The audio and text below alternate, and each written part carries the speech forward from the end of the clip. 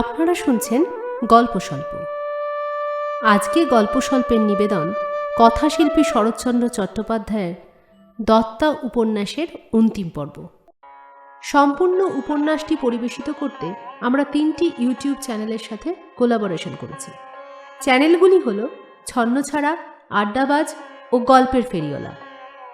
আমাদের এই উদ্যোগে পাশে থাকার জন্য চ্যানেলগুলির সকল সদস্যকে জানাই অসংখ্য ধন্যবাদ। গল্প পাঠে নরেন ও রাসবিহারীর ভূমিকায় সৌরভ, বিজয়ার ভূমিকায় আমি বিদিশা, বিলাসবিহারীর ভূমিকায় ছন্নছাড়া ইউটিউব চ্যানেলের পথিক, বনমালীর ভূমিকায় গল্পের ফেরিওয়ালার রাজদীপ, দয়ালবাবুর ভূমিকায় আড্ডাবাজের সৌমেন, নলিনীর ভূমিকায় মোনালিসা, পরেশের ভূমিকায় ছোট্ট সৌমেন। সকলকে জানাই অসংখ্য ধন্যবাদ। শুরু হচ্ছে আজকের নিবেদন দত্তার অন্তিম পর্ব।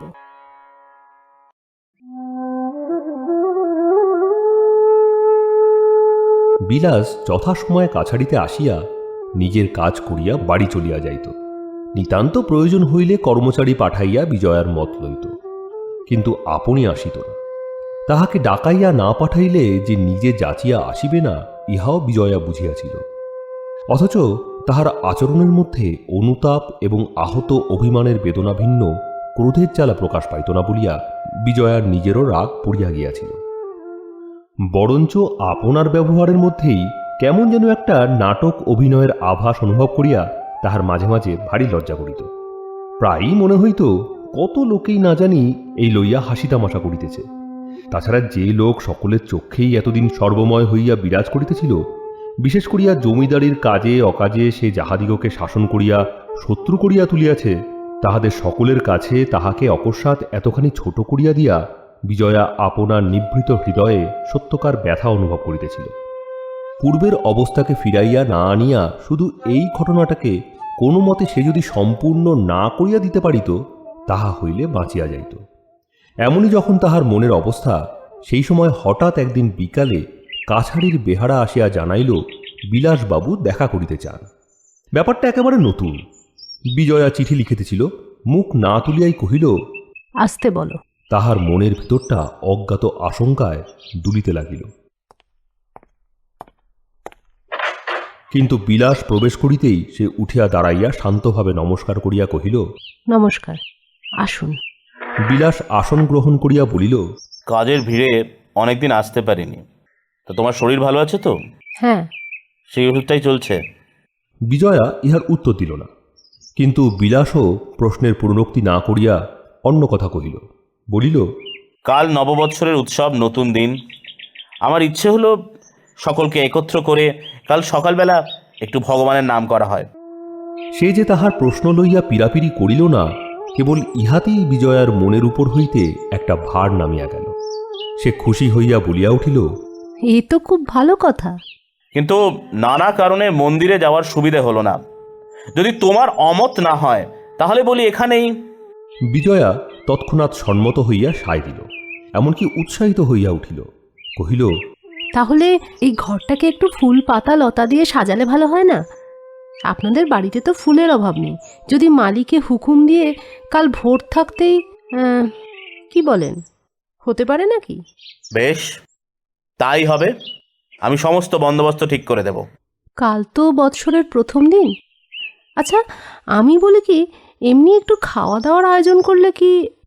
বিলাস এ প্রস্তাবেও অনুমোদন করিল এবং উপাসনার পরে জলযোগের আয়োজন যাহাতে ভালো রকম হয় সে বিষয়ে নায়েবকে হুকুম দেওয়া যাইবে জানাইল।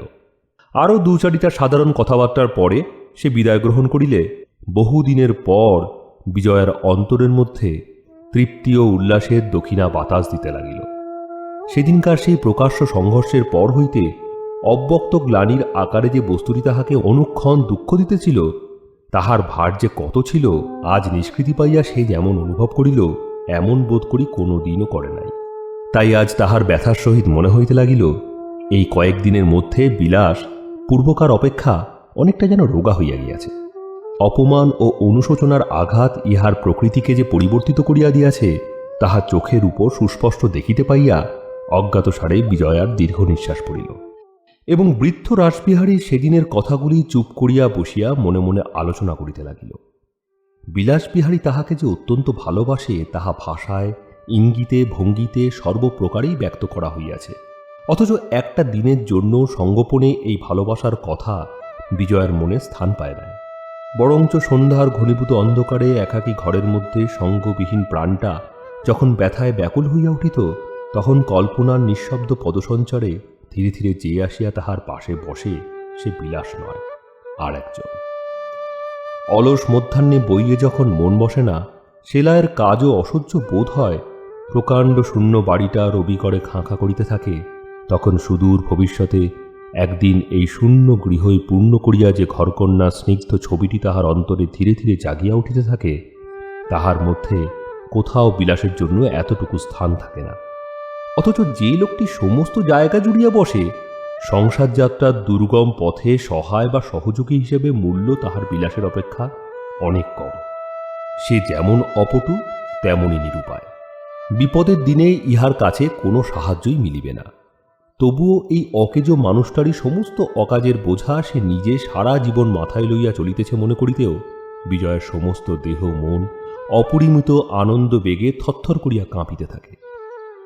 বিলাস চলিয়া গেলে বিজয়ের এই মনোভাবের আজও যে কোনো ব্যতিক্রম ঘটিল তাহা নহে। কিন্তু আজ সে বিনা প্রার্থনায় বিলাসের দোষের পুনর্বিচারের ভার হাতে তুলিয়া লইল, এবং ঘটনাচক্রে তাহার স্বভাবের যে প্রকাশ পাইয়াছে, বাস্তবিক স্বভাব যে তাহার এত হীন নহে, কাহারও সহিত কোনো তর্ক না করিয়া সে আপনা আপনিই তাহা মানিয়া লইল। এমনকি নিরতিশয় উদারতার সহিত ইহাও সে আপনার কাছে গোপন করিল না, বিলাসের মতো মানসিক অবস্থায় পড়িয়া জগতের অধিকাংশ লোকই হয়তো ভিন্নরূপ আচরণ দেখাইতে পারিত না। সে যে ভালোবাসিয়াছে এবং ভালোবাসার অপরাধী তাহাকে লাঞ্ছিত এবং দণ্ডিত করিয়াছে, ইহাই বারবার স্মরণ করিয়া আজ সে করুণা মিশ্রিত মমতার সহিত তাহাকে মার্জনা করিল। সকালে উঠিয়া শুনিল বিলাস বহু পূর্বেই লোকজন লইয়া ঘর সাজানোর কাজে লাগিয়া গিয়াছে। তাড়াতাড়ি প্রস্তুত হইয়া নিচে নামিয়া আসিয়া লজ্জিতভাবে কহিল, আরে, আপনি এসে গেছেন? আমাকে ডেকে পাঠাননি কেন? দরকার কি? আমি বুঝি এতই অকর্মণ্য যে এদিকেও কিছু সাহায্য করতে পারিনি? আচ্ছা, এখন বলুন আমি কি করব? তুমি শুধু নজর রেখো আমাদের কাজে কোনো ভুল হচ্ছে কিনা। আচ্ছা, বেশ। আর খাবার বন্দোবস্ত? সমস্ত ঠিক হচ্ছে, কোনো চিন্তা নেই। তাহলে আমি সেই দিকেই যাই। তা বেশ তো। বলিয়া বিলাস পুনরায় কাজে মন দিল। বেলা 8টার মধ্যেই সমস্ত আয়োজন সম্পূর্ণ হইয়া গেল। ইতিমধ্যে বিজয়া অনেকবার আনাগোনা করিয়া অনেক ছোট ছোট ব্যাপারে বিলাসের পরামর্শ লইয়া গেছে, কোথাও বাধে নাই। না জানিয়া কখন যে সঞ্চিত বিরোধের গ্লানি কাটিয়া উভয়ের কথাবার্তার পথ এমন সহজ ও সুগম হইয়া গিয়াছিল, দুজনের কেহই বোধ করি খেয়াল করে নাই। বিজয়া হাসিয়া বলিল, আমাকে তো একেবারে অপদার্থ মনে করে বাদ দিয়ে দিলেন, কিন্তু আমিও আপনার একটা ভুল ধরেছি। অপদার্থ? অপদার্থ মনে করিনি, কিন্তু ভুলটা কীরকম? আমরা তো আছি মোটে 4-5 জন, কিন্তু খাবারের আয়োজন হয়েছে 20 জনের মতন। তা কি আপনি জানেন? সে তো বটেই। বাবা তার কয়েকজন বন্ধু বান্ধবকে নিমন্ত্রণ করেছেন। তারা কজন, কে কে আসবেন তা অবশ্য আমি ঠিক জানি না। কই, সে তো আমাকে বলেননি। কিন্তু তিনি যে স্পষ্ট বললেন। কি বললেন? বিলাস ক্ষণকাল স্থির থাকিয়া কহিল, না, হয়তো আমারই শোনবার ভুল ছিল। তিনি চিঠি লিখে জানাবেন বলে বোধ করি ভুলে গেছেন। বিজয়া আর কোনো প্রশ্ন করিল না, কিন্তু তাহার মনের ভিতর জ্যোৎস্নার প্রসন্নতা সহসা যেন মেঘে ঢাকিয়া গেল। 8 ঘণ্টার পরে রাসবিহারী স্বয়ং আসিয়া উপস্থিত হইলেন, এবং বেলা 9টার মধ্যেই তাহার নিমন্ত্রিত বন্ধুর দল একে একে দেখা করিতে লাগিল। ইহাদের সকলেই ব্রাহ্ম সমাজের নহেন। সম্ভবত তাহারা রাসবিহারীর স্বনির্বন্ধ অনুরোধ এড়াইতে না পারিয়াই আসিতে বাধ্য হইয়াছিল। রাসবিহারী সকলকেই পরম সমাদরে গ্রহণ করিলেন, এবং বিজয়ের সহিত যাহাদের সাক্ষাৎ পরিচয় ছিল না তাহাদের পরিচিত করাইতে গিয়া অচির ভবিষ্যতে এই মেয়েটির সহিত নিজের ঘনিষ্ঠ সম্বন্ধের ইঙ্গিত করিতেও ত্রুটি করিলেন না। কেমন আছো তুমি? বিজয়া অস্ফুট কণ্ঠে অভ্যর্থনা করিয়া তাহাদিগকে আসন গ্রহণ করিতে অনুরোধ করিল। এই সকল প্রচলিত ভদ্রতা রক্ষার কার্যে সেই যখন ব্যাপৃত, তখন অদূরে বাগানের সংকীর্ণ পথে দয়ালবাবু দেখা দিলেন। কিন্তু তিনি একা নহেন, একজন অপরিচিত তরুণী আছে তাহার সঙ্গে। মেয়েটি সুশ্রী, বয়স বোধ করি বিজয়ের অপেক্ষা কিছু বেশি। কাছে আসিয়া দয়াল তাহাকে আপনার ভাগ্নি বলিয়া পরিচয় দিলেন। নাম নলিনী, কলিকাতার কলেজে বিএ পড়ে। এখনো গরমের ছুটি শুরু হয় নাই বটে, কিন্তু মামির অসুখে সেবা করিবার জন্য কিছু পূর্বেই দিন দুই হল মামার কাছে আসিয়াছে এবং স্থির হইয়াছে গ্রীষ্মের অবকাশটা এখানেই কাটাইয়া যাইবে। নলিনীকে যে বিজয়া কলকাতায় একেবারে দেখে নাই তাহা নহে, কিন্তু আলাপ ছিল না। তথাপি এতগুলি পরিচিত ও অপরিচিত পুরুষের মধ্যে আজ সেই তাহার কাছে সকলের চেয়ে অন্তরঙ্গ বলিয়া মনে হইল। বিজয়া দুই হাত বাড়াইয়া তাহাকে গ্রহণ করিয়া ঘরের মধ্যে টানিয়া আনিল এবং পাশে বসাইয়া ভাব করিতে আরম্ভ করিয়া দিল। উপাসনা 9:30টার সময় শুরু হইবার কথা। তখনও কিছু বিলম্ব ছিল বলিয়া সকলেই বাহিরের বারান্দায় দাঁড়াইয়া আলাপ করিতেছে। এমন সময় রাসবিহারীর উচ্চকণ্ঠ ঘরের মধ্যে হইতে শোনা গেল। তিনি অত্যন্ত আদর করিয়া কাহাকে যেন বলিতেছেন, এসো বাবা, এসো এসো এসো, তোমার কত কাজ, তুমি যে সময় করে আসতে পারবে এ আমি আশাই করিনি। এসো এসো এসো এসো। এই সম্মানিত কাজের ব্যক্তিটি যে কে জানিবার জন্য বিজয়া মুখ তুলিয়া সম্মুখে দেখিল নরেন্দ্র।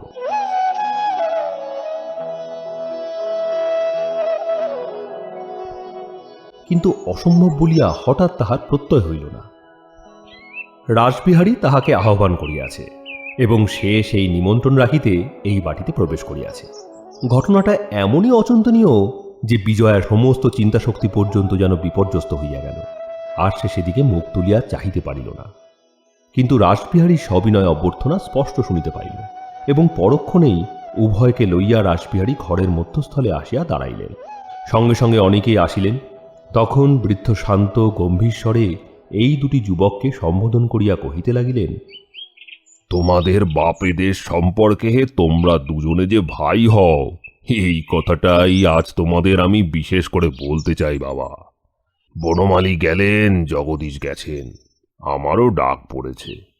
ইহ জগতে আমাদের যে শুধু দেহ ব্যতীত আর কিছুই ভিন্ন ছিল না, এ কথা তোমরা আজকালকার ছেলেরা হয়তো বুঝতে পারবে না, বোঝা সম্ভব নয়।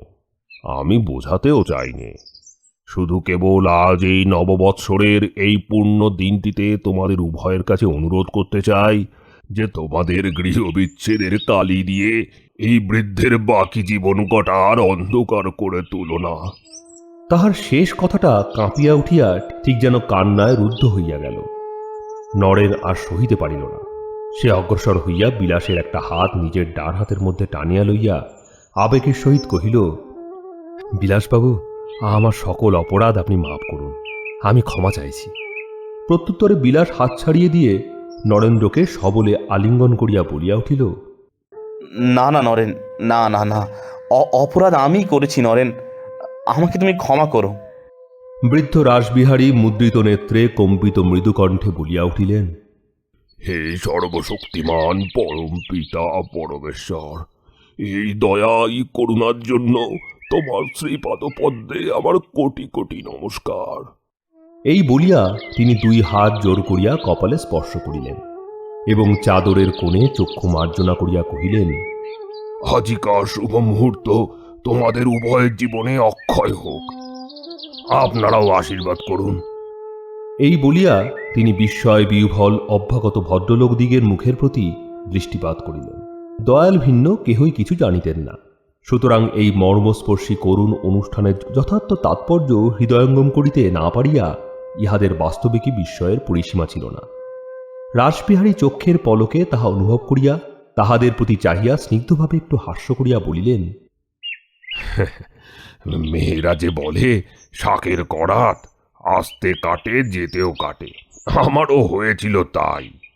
আমার এও ছেলে ও ছেলে, আমার ডান হাতেও যেমন ব্যথা, বাঁ হাতেও তেমনি। কিন্তু আপনাদের কৃপায় আজ আমার বড় শুভ দিন, বড় আনন্দের দিন, আমি কি আর বলবো। ব্যাপারটা তলাইয়া না বুঝিলেও প্রত্যুত্তরে সকলেই হর্ষসূচক এক প্রকার অস্ফুট ধ্বনি করিলেন। রাসবিহারী ঘাটটা একটুখানি মাত্র হেলাইয়া উত্তরীয় প্রান্তে পুনরায় চক্ষু মার্জনা করিয়া নিকটবর্তী আসনে গিয়া নিঃশব্দে উপবেশন করিলেন। সেই স্নিগ্ধ গম্ভীর মুখের প্রতি চাহিয়া উপস্থিত কাহারও অনুমান করিতে অবশিষ্ট রহিল না যে হৃদয়ে তাহার অনির্বচনীয় ভাবরাশিতে এমনই পরিপূর্ণ হইয়া গেছে যে বাক্যের আর তিলার্থ স্থান নাই। দয়াল তাহার পাকা দাড়িতে হাত বুলাইতে বুলাইতে উঠিয়া দাঁড়াইলেন এবং ভগবত উপাসনার প্রারম্ভে ভূমিকাচ্ছলে বলিলেন, যেখানে বিরুদ্ধ হৃদয় সম্মিলিত হয় তথায় ভগবানের আসন পাতা হয়। সুতরাং আজ এখানে পরম পিতার আবির্ভাব সম্বন্ধে দ্বিধা করিবার কিচ্ছু নাই। অতঃপর তিনি নূতন বৎসরের প্রথম দিনটিতে প্রায় 15 মিনিট ধরিয়া একটি সুন্দর উপাসনা করিলেন। তাহার নিজের মধ্যে অকপট বিশ্বাস ও আন্তরিক ভক্তি ছিল বলিয়াই যাহা কিছু কহিলেন সমস্তই সত্য ও মধুর হইয়া সকলের হৃদয়ে বাজিল। সকলের চক্ষু পল্লবেই একটা সজলতার আভাস দেখা দিল। শুধু রাসবিহারীর নিমীলিত চোখ বাহিয়া দরদর ধারে অশ্রু গড়াইয়া পড়িতে লাগিল। শেষ হইয়া গেলেও একইভাবে বসিয়া রহিলেন। তিনি অচেতন কিংবা সচেতন বহুক্ষণ পর্যন্ত ইহাই বুঝিতে পারা গেল না। আর একজন যাহার মনের কথা টের পাওয়া গেল না, সে বিজয়া। সারাক্ষণ সে আনত নেত্রে পাষাণ মূর্তির মতো স্থির হইয়া বসিয়া রহিল। তারপরে যখন মুখ তুলিল তখন মুখখানা শুধু পাথরের মতোই অস্বাভাবিক রূপে সাদা দেখাইল। দয়ালের ভক্তিগদগদ ধ্বনির প্রতিধ্বনি তখন অনেকেরই হৃদয়ের মধ্যে ঝঙ্কৃত হইতেছিল। এমন সময় রাসবিহারী চক্ষু মিলিলেন এবং উঠিয়া দাঁড়াইয়া প্রায় কাঁদো কাঁদো স্বরে বলিলেন, আমার সে সাধনার বল নাই, কিন্তু দয়ালের মহাবাক্য যে কত বড় সত্য আজ তাহা উপলব্ধি করিয়াছি। সম্মিলিত হৃদয়ের সন্ধিস্থলে যে সেই একমাত্র অদ্বিতীয় নিরাকার পরম ব্রহ্মের আবির্ভাব হয়, আজ তাহা অন্তরের মধ্যে প্রত্যক্ষ দেখিয়া আমার জীবন চিরদিনের জন্য ধন্য হইয়া গেল। আহা! এই বলিয়া তিনি অগ্রসর হইয়া গিয়া দয়ালকে বক্ষে চাপিয়া ধরিয়া কম্পিত কণ্ঠে কহিলেন, দয়াল, দয়াল ভাই, এ শুধু তোমারই পুণ্যে, তোমারই আশীর্বাদে। দয়ালের চোখ ছলছল করিয়া আসিল, কিন্তু তিনি কোনো কথা কহিতে না পারিয়া নীরবে দাঁড়াইয়া রহিলেন। পাশের ঘরেই জলযোগের প্রচুর আয়োজন হইয়াছিল। এখন বিলাস সেই ইঙ্গিত করতেই রাসবিহারী তাহাকে বাধা দিয়া অভ্যগতদের উদ্দেশ্য করিয়া বলিলেন, আপনাদের কাছে আজ আর একটি বিষয়ে আশীর্বাদ ভিক্ষা করি। বনমালী বেঁচে থাকলে আজ তার কন্যার বিবাহের কথা তিনি আপনাদিগকে জানাতেন, আমাকে বলতে হতো না। কিন্তু এখন সে ভার আমার উপরেই পড়েছে। এখন আমি বরকন্যার পিতা। আমি এই মাসেরই শেষ সপ্তাহে পূর্ণিমা তিথিতে বিবাহের দিন স্থির করেছি। আপনারা সর্বান্তকরণে আশীর্বাদ করুন যেন শুভ কর্ম নির্বিঘ্নে সম্পন্ন হয়। এই বলিয়া তিনি একজোড়া মোটা সোনার বালা পকেট হইতে বাহির করিয়া দয়ালের হাতে দিলেন। দয়াল সেই দুটি লইয়া বিজয়ার কাছে গিয়ে অগ্রসর হইয়া হাত বাড়াইয়া বলিলেন, শুভ কর্মের সূচনায় কায় মনোবাক্যে তোমার কল্যাণ কামনা করি মা। হাত দুটি একবার দেখি। কিন্তু সেই আনতমুখী মূর্তির মতো আসীন রমণীর নিকট হইতে লেশ মাত্র সাড়া আসিল না। দয়াল পুনরায় তাহার প্রার্থনা নিবেদন করিলেন, তথাপি সে তেমনি স্থির বসিয়া রহিল। নলিনী পাশেই ছিল। সে মামার অবস্থা সংকট অনুভব করিয়া হাসিয়া বিজয়ের হাত দুটি তুলিয়া ধরিল। কই দেখি, হাত দুটো একটু এগিয়ে দিন দেখি। এবং দয়াল না জানিয়া একজোড়া অত্যাচারের হাত করি আশীর্বাদের সুবর্ণ বলয় জ্ঞানে সেই মূর্ছিতপ্রায় নিরুপায় নারীর অশক্ত অবশ দুটি হাতে একে একে পড়াইয়া দিলেন। কিন্তু কেহই কিছু জানিল না, বরঞ্চ ইহাকে মধুর লজ্জা কল্পনা করিয়া স্বাভাবিক এবং সঙ্গত ভাবিয়া তাহারা উৎফুল্ল হইয়া উঠিলেন এবং নিমেষে শুভ কামনায় কলগুঞ্জনে সমস্ত ঘরটা মুখরিত হইয়া উঠিল। খাওয়া দাওয়ার ব্যাপার সমাধা হইয়া গেলে বেলা হইতেছিল বলিয়া সকলেই একে একে বিদায় গ্রহণ করিতে লাগিলেন। এই সময়টা কি করিয়া যে বিজয়া আত্মসম্বরণ করিয়া অতিথিদের সম্ভ্রম এবং মর্যাদা রক্ষা করিল, তাহা অন্তর্যামী ভিন্ন আর যে লোকটির অগোচর রহিল না, সে রাসবিহারী। কিন্তু তিনি আভাস মাত্র দিলেন না। জলযোগ সমাপন করিয়া একটি লবঙ্গ মুখে দিয়া হাসি মুখে কহিলেন, মা, আমি চললুম।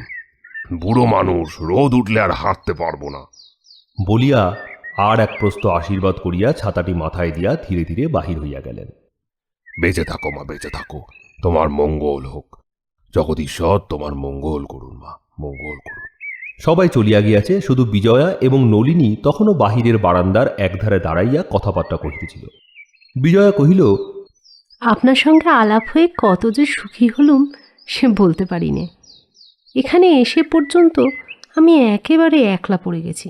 এমন কেউ নেই যে দুটো কথা বলি। আপনার যখন ইচ্ছা হবে, যখন সময় পাবেন, তখনই আসবেন। হ্যাঁ হ্যাঁ, নিশ্চয়ই আসবো। নলিনী খুশি হইয়া সম্মত হইল। তখন বিজয়া কহিল, আমি নিজেও হয়তো ওবেলায় আপনার মামিকে একবার দেখতে যাব।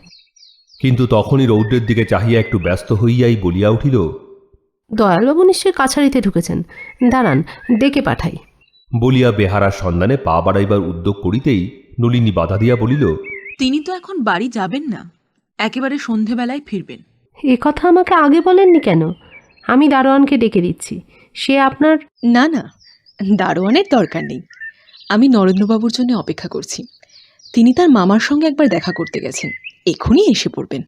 ও, আপনার সঙ্গে কি তার পরিচয় আছে নাকি? কই, আমি তো এ কথা জানতুম না। পরিচয় কিছুই ছিল না, শুধু পরশুদিন মামার চিঠি পেয়ে স্টেশনে এসে দেখি তিনি দাঁড়িয়ে আছেন, তার সঙ্গে এখানে এসেছি। ও, তাই বুঝি? কিন্তু কি চমৎকার লোক দেখেছেন, দুদিনেই যেন কতদিনের আত্মীয় হয়ে দাঁড়িয়েছেন। এ বেলায় আমাদের ওখানেই উনি নানাহার করে বিকেলবেলা কলকাতায় যাবেন। আমার মামিমা তো ওনাকে একেবারে ছেলের মতো ভালোবাসেন। হ্যাঁ, চমৎকার লোক। ওর সঙ্গে যে কারোর কখনো মনোমালিন্য ঘটতে পারে, এ আমি চোখে না দেখলে হয়তো বিশ্বাস করতে পারতুম না। আমি বড় খুশি হয়েছি যে আজ বিলাসবাবুর সঙ্গে তার মিল হয়ে গেল। কিন্তু কি চমৎকার লোক ওর বাবা! আমার মনে হয় আমাদের সমাজে সকলেরই ওর মতো হবার চেষ্টা করা উচিত। রাসবিহারী বাবুর আদর্শ যেদিন ব্রাহ্ম সমাজের ঘরে ঘরে প্রতিষ্ঠিত হবে, সেদিনই বুঝব আমাদের ব্রাহ্মধর্ম সফল হলো, সার্থক হলো। কি বলেন, ঠিক নয়? অদূরে দেখা গেল নরেন্দ্র টুপিটা হাতে লইয়া দ্রুত বেগে এই দিকে আসিতেছে। বিজয়া নলিনীর প্রশ্নের উত্তরটা এড়াইয়া গিয়া শুধু সেই দিকে তাহার দৃষ্টি আকর্ষণ করিয়া কহিলেন, ওই তো উনি আসছেন। নরেন্দ্র কাছে আসিয়া বিজয়াকে লক্ষ্য করিয়া বলিল, আরে এই যে, এরই মধ্যে দুজনের দিব্যি ভাব হয়ে গেছে। বাস্তবিক আজ বছরের প্রথম দিনটায় আমার ভারী সুপ্রভাত।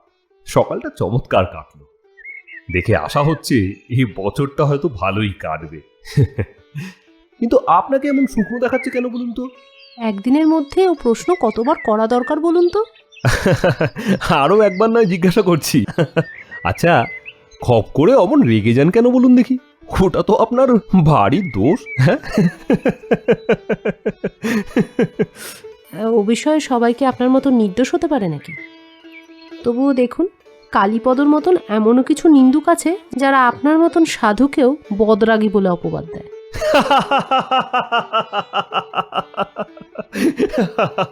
তা বটে, তা বটে। ও বাবা, আপনি ভয়ানক অভিমানী, কিছুতেই কারোর দোষ ত্রুটি মার্জনা করতে পারেন না। কিন্তু এমন সবটা কারা শুনি? হ্যাঁ, কালীপদ আর আপনি নিজে, এই তো। আর স্টেশনে যারা দেখেছে তারাও, আর যারা শুনেছে তারাও। তাহলে আমার সম্বন্ধে রাজ্যশুদ্ধ লোকেরই তো এই মত, বলুন? হ্যাঁ, আমাদের সকলের মতই এই। তাহলে ধন্যবাদ। এইবার আপনার নিজের সম্বন্ধে সকলের মত কি সেইটা বলুন। তাহার ইঙ্গিতে বিজয়ার মুখ পলকের জন্য রাঙা হইয়া উঠিল, কিন্তু পরক্ষণেই হাসিয়া কহিল, নিজের সুখ্যাতি নিজে করতে নেই, পাপ হয়। সেটা বরঞ্চ আপনি বলুন, কিন্তু এখন নয়, নাওয়া খাওয়ার পরে। কিন্তু অনেক বেলা হয়ে গেছে, এই কাজটা এখানেই সেরে নিলে ভালো হতো না? বলিয়া সে নলিনীর মুখের প্রতি চাহিল। নলিনী কহিল, কিন্তু মামিমা যে অপেক্ষা করে থাকবেন। আমি এখনই লোক পাঠিয়ে খবর দিচ্ছি। আমাকে যেতেই হবে। মামিমা রোগী মানুষ, বাড়িতে সমস্ত দুপুরবেলাটা কেউ কাছে না থাকলে চলবে না। কথাটা সত্য, তাই সে আর জিদ করিতে পারিল না। কিন্তু তাহার মুখের প্রতি চাহিয়া কি ভাবিয়া নলিনী তৎক্ষণাৎ কহিয়া উঠিল, কিন্তু আপনি না হয় এখানেই স্নানাহার করুন নরেনবাবু, আমি গিয়ে মামিমাকে জানাবো। শুধু যাবার সময় একবার তাকে দেখা দিয়ে যাবেন। হ্যাঁ, আর আমাকে এমনই অকৃতজ্ঞ পেয়েছেন যে এই রোদের মধ্যে আপনাকে একলা ছেড়ে দেবো? হ্যাঁ, বলিয়া নরেন সহাস্যে বিজয়ের মুখের প্রাণে চোখ তুলিয়া কহিল, আপনার কাছে একদিন তো ভালো রকম খাওয়া পাওনাই আছে। সেদিন না হয় সকাল সকাল এসে এই খাওয়াটা শোধ তোলার চেষ্টা করব। আচ্ছা, নমস্কার। নলিনী নামিয়া কাছে আসিল, কিন্তু আর একজন যে কাঠের মতো দাঁড়াইয়া রহিল, তাহার দুই চক্ষে যে শান দেওয়া ছুরির আলো ঝলসিতে লাগিল, তাহার দুজনের কেহই লক্ষ্য করিল না। করিলে বোধ করি নরেন্দ্র দুই এক পা অগ্রসর হইয়াই সহসা ফিরিয়া দাঁড়াইয়া হাসিয়া বলিতে সাহস করিত না, আচ্ছা, একটা কাজ করলে হয় না? যে জিনিসটা শুরু থেকেই এত দুঃখের মূল, যার জন্য আমার দেশময় অখ্যাতি, আমাকে কেন সেটা আজকের আনন্দর দিনে বকশিস করে দিন না? সেই 200 টাকাটা কাল পরশু যেদিন হয় পাঠিয়ে দেব বলিয়া আর একবার হাসিবার চেষ্টা করিল বটে, কিন্তু উৎসাহের অভাবে সুবিধা হইল না, বরঞ্চ ও পক্ষ হইতে প্রত্যুত্তরে একেবারে অপ্রত্যাশিত কড়া জবাব আসিল। দাম নিয়ে দেওয়াকে আমি উপহার দেওয়া বলি নে, বিক্রি করা বলি। ওরকম উপহার দিয়ে আপনি আত্মপ্রসাদ লাভ করতে পারেন, কিন্তু আমাদের শিক্ষা অন্যরকম হয়েছিল, তাই আজ এই আনন্দের দিনে ওটা আমি বেচতে ইচ্ছুক নই। এই আঘাতের কঠোরতায় নরেন্দ্র স্তম্ভিত হইয়া গেল। এমনি তো সে বিজয়ার মেজাজের কোনো কুল কিনারা পায় না, তাহাতে আজ তাহার বুকের মধ্যে তুষের আগুন জ্বলিতেছিল। তাহার দাহ যখন অকস্মাৎ অকারণে বাহির হইয়া পড়িল, তখন নরেন তাহাকে চিনিয়া লইতে পারিল না। সে ক্ষণকাল তাহার কঠিন মুখের পানে নিঃশব্দে চাহিয়া থাকিয়া অত্যন্ত ব্যথার সহিত বলিল, আমার একান্ত দীন অবস্থা আমি ভুলেও যাইনি, আর গোপন করবার চেষ্টাও করিনি যে আমাকে মনে করিয়ে দিচ্ছেন। আমি নলিনী দেবীকেও আমার সমস্ত ইতিহাস বলেছি। বাবা অনেক দুঃখ কষ্ট পেয়ে মারা গেছেন। তার মৃত্যুর পরে বাড়ি খরতর যা কিছু এখানে ছিল সর্বস্ব দেনার দায়ে বিক্রি হয়ে গেছে, কিছুই কারো কাছে লুকায়নি। উপহার দিয়েছি এই কথাটা বলিনি। বিজয়ের মুখ বেদনায় লজ্জায় ক্ষোভে বিবর্ণ হইয়া উঠিল। সে শুধু বিহ্বল আচ্ছন্নের মতো এক দৃষ্টি উভয়ের দিকে নীরবে চাহিয়া রহিল। তাহার সেই অপরিসীম বেদনাকে বিমথিত করিয়া নরেন্দ্র ম্লান মুখে পুনশ্চ কহিল, আমার কথায় আপনি প্রায়ই অত্যন্ত উত্তক্ত হয়ে ওঠেন।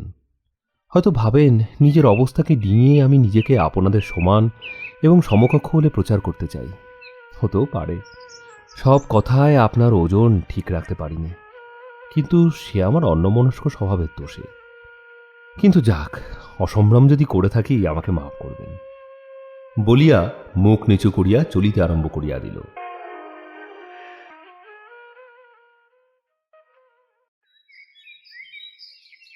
সমস্ত পথটার মধ্যে দুজনের শুধু একটা কথাই হইল। নলিনী জিজ্ঞাসা করিল, কি উপহার দেবার কথা বলছিলেন? আর একদিন কথা আপনাকে বলবো, কিন্তু আজ আর নয়। আজ আমাকে মাফ করতে হবে, আমি ফিরে চললুম। এইভাবে হঠাৎ ফিরে যাওয়ার আমার অন্যায় যে কি পর্যন্ত হচ্ছে সে আমি জানি, কিন্তু তবুও ক্ষমা করতে হবে। আজ আমি কোনো মতে যেতে পারবো না। আপনার মামিমাকে বলে দেবেন আমি আর একদিন এসে। তাহার সংকল্পের এই আকস্মিক পরিবর্তনে নলিনী যত আশ্চর্য হইয়াছিল, এখন তাহার কণ্ঠস্বর ও মুখের দিকে দৃষ্টিপাত করিয়া ঢের বেশি আশ্চর্য হইল। বোধহয় এই জন্যই সে এই বিষয়ে আর অধিক অনুরোধ না করিয়া তাহাকে শুধু কহিল, আপনার যে খাওয়া হলো না, কিন্তু আবার কবে আসবেন? পরশু আসবার চেষ্টা করব বলিয়া নরেন যে পথে আসিয়াছিল সেই পথে দ্রুত পদে রেলওয়ে স্টেশনের উদ্দেশ্যে প্রস্থান করিল। মাঠ পার হইতে আর যখন দেরি নাই, এমন সময় দেখিল কে একটা ছেলে হাত উঁচু করিয়া তাহার দিকে প্রাণপণে ছুটিয়া আসিতেছে। সে যে তাহার জন্য ছুটিতেছে এবং হাত তুলিয়া তাহাকেই থামিতে ইঙ্গিত করিতেছে, অনুমান করিয়া নরেন্দ্র থমকিয়া দাঁড়াইল। খানিক পরেই পরেশ আসিয়া উপস্থিত হইল এবং হাঁপাইতে হাঁপাইতে বলিল, বাবু বাবু, মাঠান দেখে পাঠালেন তোমাকে, চলো।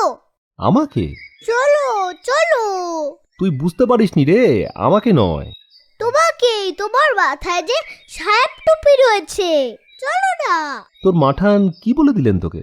মাঠান ছাদ থেকে দৌড়ে এসে বললে, পরেশ ছুটে যা, বাবুকে ধরে নিয়ে আয়। ওই যে মাথায় সাহেব টুপি রয়েছে, ওই বাবুকে।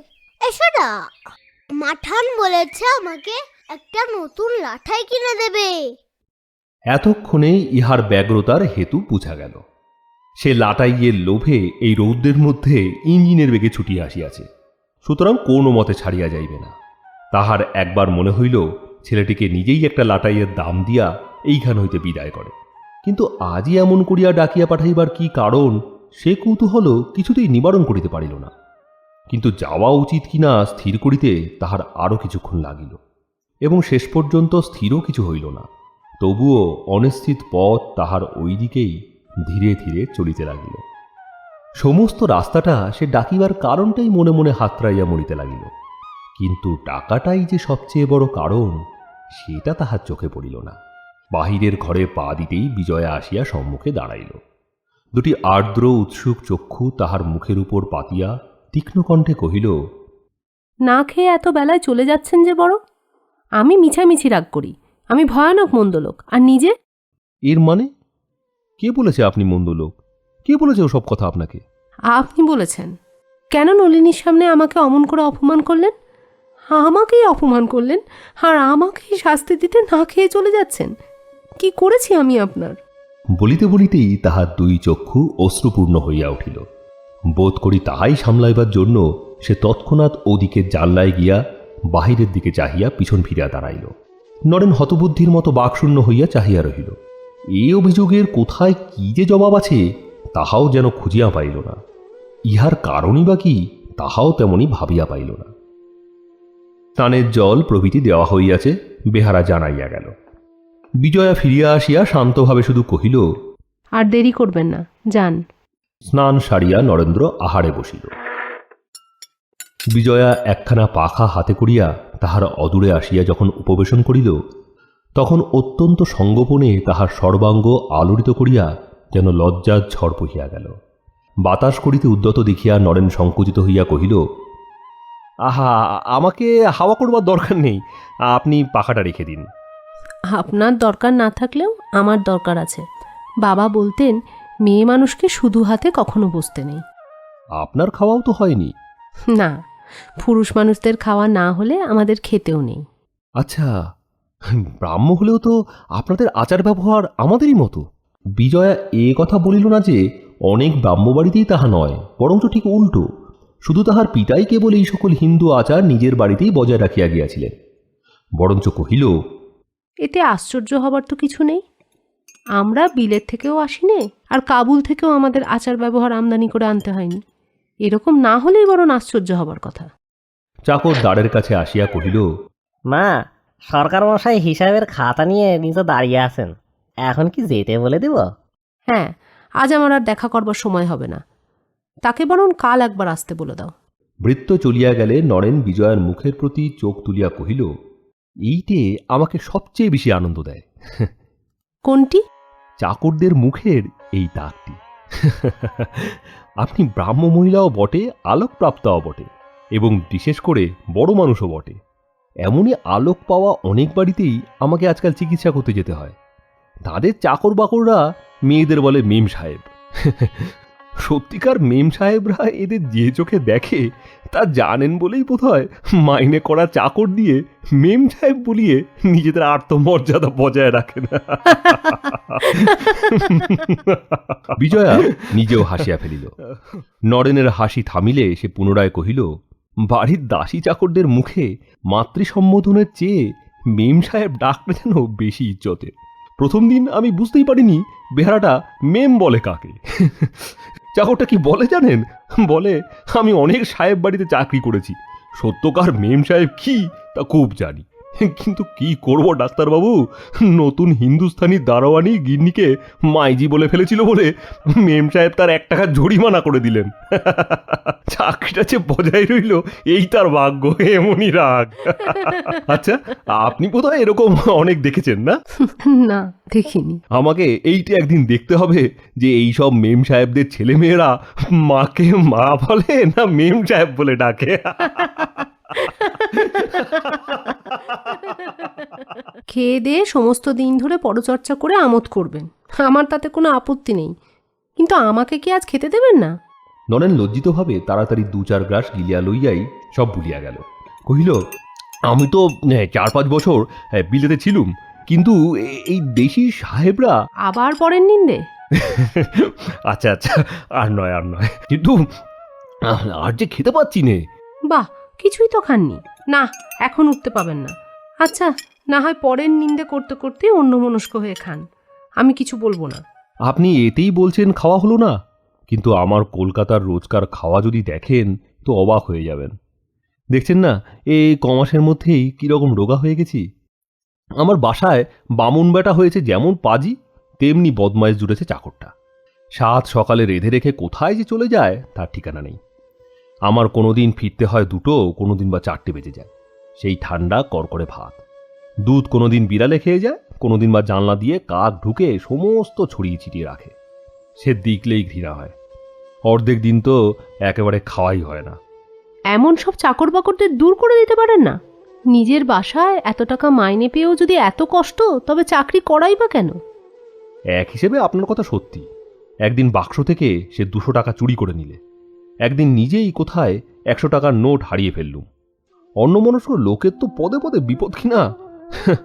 তবে নাকি দুঃখ কষ্ট আমার অনেক দিন থেকেই ছুঁয়ে গেছে, তাই তেমন আর গায়ে লাগে না। শুধু অত্যন্ত খিদের উপর খাওয়ার কষ্টটা একদিন যেন অসহ্য বোধ হয়। বিজয়া মুখ নিচু করিয়া চুপ করিয়া রহিল। নরেন কহিতে লাগিল, বাস্তবিক চাকরি আমার ভালো লাগে না, পারিও না। অভাব আমার খুবই সামান্য। আপনার মতো কোনো বড় লোক 2-4 বেলা ঝাড়তে যদি খেতে দিত আর নিজের কাজ নিয়ে থাকতে পারতুম, তো আমি আর কিছুই চাইতুম না। কিন্তু সেরকম বড় লোক কি আর আছে? হ্যাঁ, কি বলুন? বিজয়া পূর্বের মতোই নত মুখে নীরবে বসিয়া রহিল। নরেন কহিল, কিন্তু আপনার বাবা বেঁচে থাকলে হয়তো এই সময় আমার অনেক উপকার হতো। তিনি নিশ্চয়ই আমাকে এই উঞ্চবৃত্তি থেকে রেহাই দিতেন। বিজয়া উৎসুক দৃষ্টিতে চাহিয়া জিজ্ঞাসা করিল, কি করে জানলেন? আপনি তো তাকে চিনতেন না। না, আমিও তাকে কখনো দেখিনি, তিনিও বোধহয় কখনো আমাকে দেখেননি, কিন্তু তবুও আমাকে খুব ভালোবাসতেন। কে আমাকে টাকা দিয়ে বিলেতে পাঠিয়েছিলেন জানেন? তিনি। আচ্ছা, আমাদের ঋণের সম্বন্ধে আপনাকে কখনো তিনি কিছু বলে যাননি? বলাটাই তো স্বাভাবিক, কিন্তু আপনি কি ইঙ্গিত করছেন বলুন তো? তা না বুঝলে তো জবাব দিতে পারছি না। নরেন ক্ষণকাল কি মনে মনে চিন্তা করিয়া কহিল, থাকবে, এখন এই আলোচনা একেবারেই নিষ্প্রয়োজন। না, বলুন, আমি শুনতে চাই। যা চুকে বুকে শেষ হয়ে গেছে তা শুনে কি হবে বলুন তো? না, তা হবে না, আমি শুনতে চাই, আপনি বলুন। বলা শুধু যে নিরর্থক তাই নয়, বলতে আমার নিজেরও লজ্জা হচ্ছে। হয়তো আপনার মনে হবে আমি কৌশলে আপনার সেন্টিমেন্টে ঘা দিচ্ছি। সমস্যায় ফেললেন আপনি বড়। উফ, আমি আর খোসামত করতে পারছি না আপনাকে, পায়ে পড়ি, বলুন। বড় বিপদে ফেললেন। আচ্ছা, খাওয়া দাওয়ার পরে? না না, এক্ষুনি। আচ্ছা, বলছি। হ্যাঁ, কিন্তু একটা কথা পূর্বে জিজ্ঞাসা করি, আমাদের বাড়িটার বিষয়ে কোনো কথা কি তিনি কখনো আপনাকে বলেননি? বিজয়া অধিকতর অসহিষ্ণু হইয়া উঠিল, কিন্তু কোনো উত্তর দিল না। নরেন মুচকিয়া হাসিয়া কহিল, আচ্ছা, রাগ করতে হবে না, আমি বলছি। যখন বিলেত যাই তখনই বাবার কাছে শুনেছিলাম আপনার বাবাই আমাকে পাঠাচ্ছেন। আজ 3 দিন হলো দোয়ালবাবু আমাকে একতারা চিঠি দেন। যে ঘরটায় ভাঙাচোরা কতগুলো আসবাবপত্র পড়ে আছে তারই একটা ভাঙা দেরাজের মধ্যে চিঠিগুলো ছিল। বাবার জিনিস বলে দয়ালবাবু আমার হাতেই দেন। তা পড়ে দেখলুম খান 2 চিঠি আপনার বাবার লেখা। শুনেছেন বোধহয় শেষ বয়সে বাবা দেনার জ্বালায় জুয়া খেলতে শুরু করেন। বোধ করি সেই ইঙ্গিতই একটা চিঠির গোড়ায় ছিল। তারপর নিচের দিকে এক জায়গায় তিনি উপদেশের ছলে সান্ত্বনা দিয়ে বাবাকে লিখেছিলেন, বাড়িটার জন্য তোমার ভাবনা নেই নরেন, আমারও তো ছেলে, বাড়িটা তাকে যৌতুক দিলাম। তারপরে সব অন্যান্য কথা। তবে এ পত্র বহুদিন পূর্বের লেখা, খুব সম্ভব তার এই অভিপ্রায় পরে বদলে গিয়েছিল বলেই কোনো কথা আপনাকে তিনি বলা আবশ্যক মনে করেননি। পিতার শেষ ইচ্ছাগুলি বিজয়ার অক্ষরে অক্ষরে মনে পড়িয়া দীর্ঘশ্বাস পড়িল। কয়েক মুহূর্ত স্থির থাকিয়া বলিল, তাহলে বাড়িটা দাবি করবেন বলুন? দাবি নিশ্চয়ই করব, এবং আপনাকেও সাক্ষী মানব। আশা করি সত্য কথাই বলবেন। হ্যাঁ, নিশ্চয়ই, কিন্তু সাক্ষী মানবেন কেন? নইলে প্রমাণ হবে কিসে? বাড়িটা যে সত্যই আমার সে কথা তো আর আদালতে প্রতিষ্ঠিত করা চাই। অন্য আদালতের দরকার নেই, বাবার আদেশই আমার আদালত। ও বাড়ি আপনাকে আমি ফিরিয়ে দেব। তাহার মুখের চেহারা এবং কণ্ঠস্বর ঠিক রহস্যের মতো শোনাইল না বটে, কিন্তু সে ছাড়া যে আর কি হইতে পারে তাহাও মনে ঠাঁই দেওয়া যায় না। বিশেষত বিজয়ার পরিহাসের ভঙ্গি এত নিগুড় যে মুখ দেখিয়া জোর করিয়া কিছু বলা অত্যন্ত কঠিন। নরেন্দ্র নিজেও ছদ্ম গাম্ভীর্যের সহিত বলিল, তাহলে তার চিঠিটা চোখে না দেখেই বোধহয় বাড়িটা দিয়ে দেবেন। না, চিঠি আমি দেখতে চাই, কিন্তু এ কথাই যদি তাতে থাকে তার হুকুম আমি কোনো মতেই অমান্য করব না। কিন্তু তার অভিপ্রায় যে শেষ পর্যন্ত এই ছিল তারই বা প্রমাণ কোথায়? ছিল না তার তো প্রমাণ নেই। কিন্তু আমি যদি না নিই, দাবি না করি? সে আপনার ইচ্ছে, কিন্তু সেক্ষেত্রে আপনার পিসির ছেলেরা আছেন। আমার বিশ্বাস অনুরোধ করলে তারা দাবি করতে অসম্মত হবেন না। এই বিশ্বাস আমারও আছে, এমনকি হরপ করে বলতেও রাজি আছি। অর্থাৎ আমি নি না নি, আপনি দেবেনই, তাই তো? বাবার দান করা জিনিস আমি আত্মসাৎ করব না, এই আমার প্রতিজ্ঞা। তাহার সংকল্পের দৃঢ়তা দেখিয়া নরেন মনে মনে বিস্মিত হইল, মুগ্ধ হইল।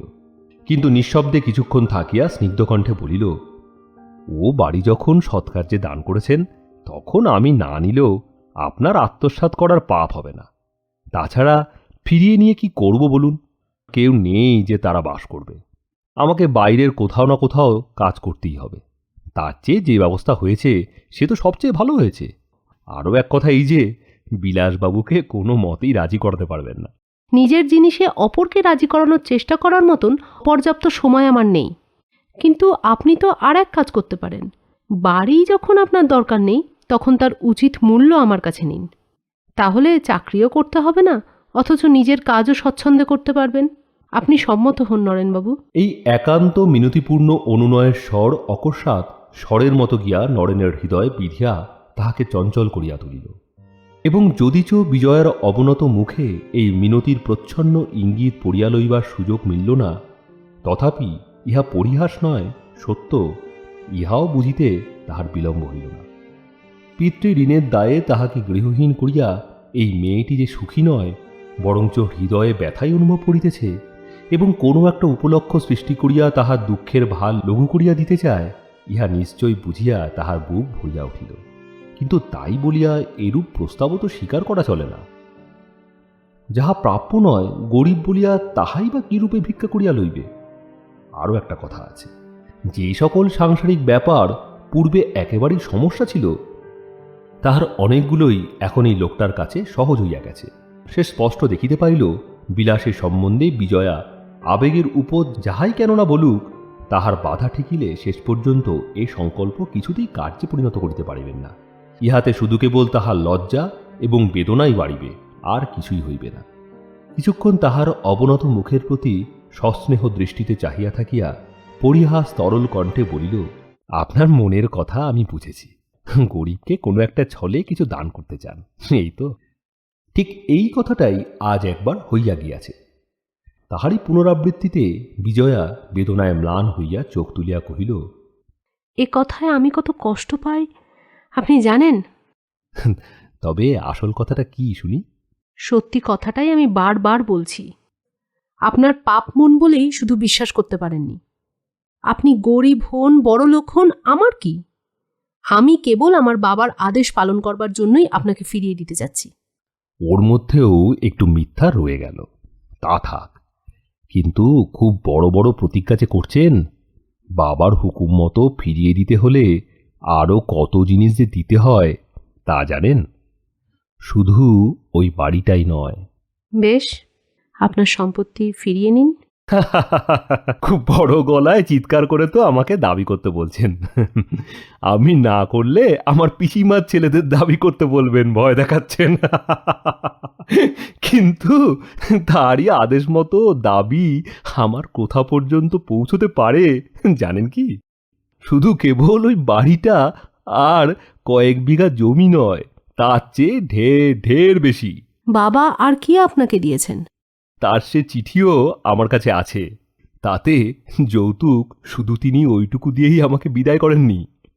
যেখানে যা কিছু আছে দেখছেন, সমস্তই তার মধ্যে। আমি দাবি শুধু ওই বাড়িটা করতে পারি তাই নয়, এ বাড়ি, এই ঘর, এই সমস্ত টেবিল, চেয়ার, আয়না, দেয়াল ঘড়ি, খাট, পালঙ্ক বাড়ির দাস দাসী আমলা কর্মচারী মায়ে তাদের মণিপটিকে পর্যন্ত দাবি করতে পারি। তা জানেন কি? হ্যাঁ, বাবার হুকুম, হ্যাঁ, দেবেন সব।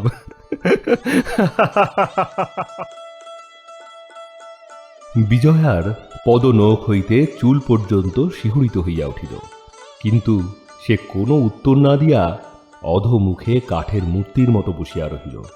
নরেন সগর্বে ভাতের গ্রাস মুখে তুলিয়া দিয়া খোঁচা দিয়া বলিল, কেমন, হ্যাঁ, দিতে পারবেন বলে মনে হচ্ছে? বরঞ্চ একবার না হয় বিলাসবাবুর সঙ্গে নিরিবিলিতে পরামর্শ করবেন। কিন্তু এইবার বিজয়ের মুখ তুলিতেই তাহার প্রবল হাস্য সহসা যেন মার খাইয়া রুদ্ধ হইল। বিজয়ার মুখে যেন রক্তের আভাস মাত্র নাই। এমনই একটা শুষ্ক পাণ্ডুর মুখের প্রতি দৃষ্টিপাত করিয়া নরেন উদ্বিগ্ন শশব্যস্ত হইয়া বলিয়া উঠিল, আহা, আরে আপনি পাগল হয়ে গেলেন নাকি? আরে আমি কি সত্যি সত্যি এসব দাবি করতে যাচ্ছি নাকি? আহা, কি বলুন তো, করলেই কি পাবো? আর বরঞ্চ আমাকেই তো তাহলে ধরে নিয়ে পাগলা গারদে পড়বে সবাই। ওহো, আপনি শুধু শুধু দুশ্চিন্তা করছেন। বিজয়া এই সকল কথা যেন শুনিতেই পাইল না, কহিল, কই দেখি, বাবার চিঠিটা দেখি। বেশ, আমি কি পকেটে করে নিয়ে ঘুরে বেড়াচ্ছি নাকি?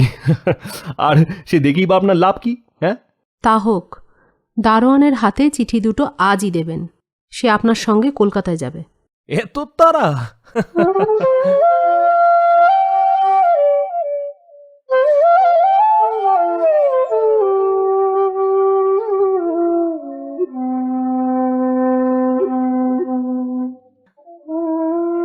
নিদ্রাহীন রজনীর পরিপূর্ণ ক্লান্তি লইয়া বিজয়া সকালে নিচে বসিবার ঘরে প্রবেশ করিয়া দেখিল, জমিদারি সেরেস্তার খেরো বাঁধানো খাতাগুলি টেবিলের উপর থাকে থাকে সাজানো রহিয়াছে, এবং বৃদ্ধ গোমস্তা অদূরে দাঁড়াইয়া অপেক্ষা করিতেছে।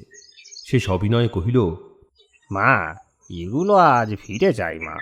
ঘণ্টা দুই পরে এসো। তাহাকে ঘণ্টা দুই পরে ঘুরিয়া আসিতে অনুরোধ করিয়া বিজয়া উপরের খাতাটা তুলিয়া লইয়া জানলা সংলগ্ন কৌচের উপর গিয়া উপবেশন করিল। তাহার মনোযোগ দিবার শক্তিই ছিল না। উদ্ভ্রান্ত দৃষ্টি বারংবার হিসাবের অঙ্ক ছাড়িয়া জানালার বাহিরে এখানে ওখানে পলায়ন করিতেছিল। হঠাৎ দৃষ্টি পড়িল, বাগানের ধারে একটা গাছতলায় দাঁড়াইয়া বৃদ্ধ রাসবিহারী পরেশকে কি সকল প্রশ্ন করিতেছেন। আঙুল তুলিয়া কখনো নিচের ঘর, কখনো বা ছাদের উপর নির্দেশ করিতেছেন। দুজনের কাহারও একটা কথাও না শুনিয়া বিজয়া চক্ষের নিমেষে বৃদ্ধের ক্রূর ইঙ্গিতের মর্ম হৃদয়ঙ্গম করিয়া লইল। খানিক পরে তিনি ছেলেটাকে ছাড়িয়া দিয়া কাছারি ঘরের দিকে চলিয়া গেলেন। পরেশ বাড়ির দিকে আসিতেছিল। বিজয়া জানালা দিয়া হাত নাড়িয়া তাহাকে কাছে ডাকিয়া প্রশ্ন করিল, এই পরেশ, শোন, তোকে কি জিজ্ঞাসা করছিলেন রে? আচ্ছা মাঠান, তুমি যখন আমাকে পয়সা দিলে তখন তো আমি ঘুড়ি লাঠাই কিনতে চলে গেছিলাম। ডাক্তারবাবু ভাত খাওয়ার সময় আমি কি বাড়িতে ছিলাম? না, তুই ছিলিস না তো। তবে বড়বাবু বলে কি হয়েছিল বলবেটা, না হলে বেঁধে জল বিদ্যুৎ লাগাবো। আমি বললাম নতুন দারোয়ান তোমাকে মিথ্যে মিথ্যে করে লাগিয়েছে। মাঠার বললে, পরেশ ছুটে ডাক্তারবাবুকে ডেকে আন, আমি ভালো লাঠাই কিনে দেবো। তাই না আমি ছুটে গেলাম। হ্যাঁ, তাই তো। কিন্তু বড়বাবুকে এই কথাটা বললো না মাঠার, তোকে বলতে বারণ করে দিয়েছে। আচ্ছা, তুই যা, আমি কাউকে বলবো না। জানাইবে না বলিয়া ভরসা দিয়া বিজয়া পরেশকে বিদায় করিল এবং সস্থানে ফিরিয়া আসিয়া পুনরায় খাতা খুলিয়া বসিল।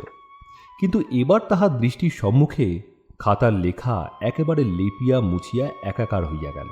শুধু রাত্রি জাগরণে নয়, অসহ্য ক্রোধে আরক্ত চক্ষু দুটি আগুনের শিখার মতো জ্বলিতে লাগিল। অনতিকাল পরে রাসবিহারী দ্বারের বাইরে শব্দ করিয়া মৃদুমন্দ গতিতে ঘরে প্রবেশ করিলেন এবং বিজয়ার দৃষ্টি আকর্ষণ করিতে চেয়ারখানি টানিয়া তাহাতে উপবেশন করিলেন। আসুন। আজ এত সকালে যে?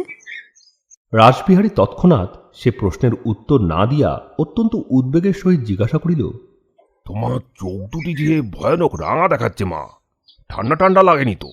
না। না না না বললে তো শুনবো না মা। হয় রাত্রে ভালো ঘুম হয়নি, আর না হয় অন্য কিছু।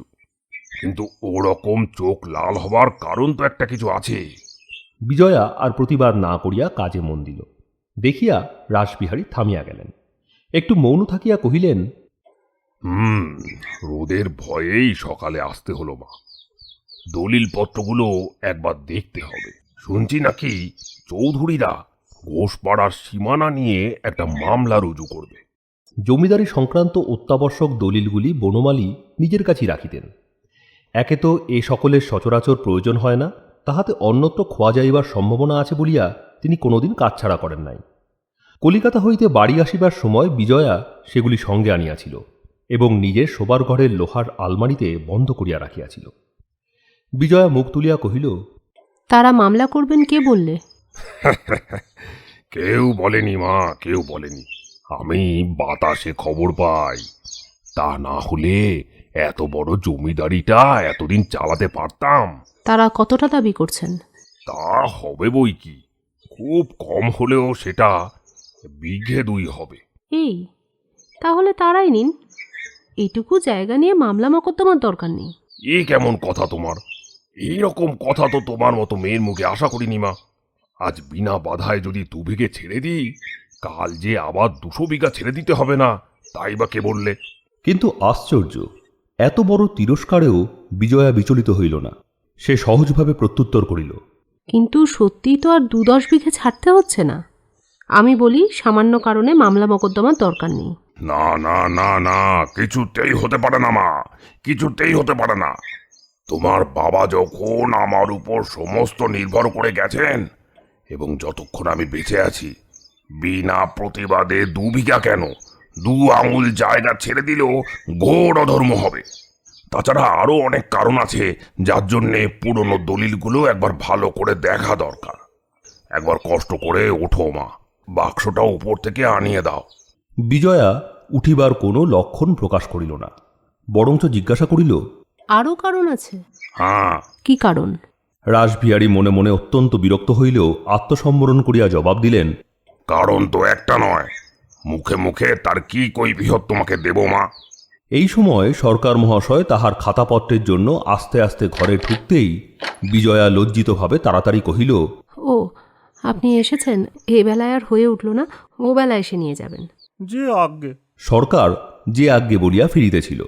বিজয়া ডাকিয়া বলিল, সরকার মশাই শুনুন, একটা কাজ আছে কিন্তু। কাছারির ওই নতুন দারোয়ানটা কতদিন বহাল হয়েছে জানেন?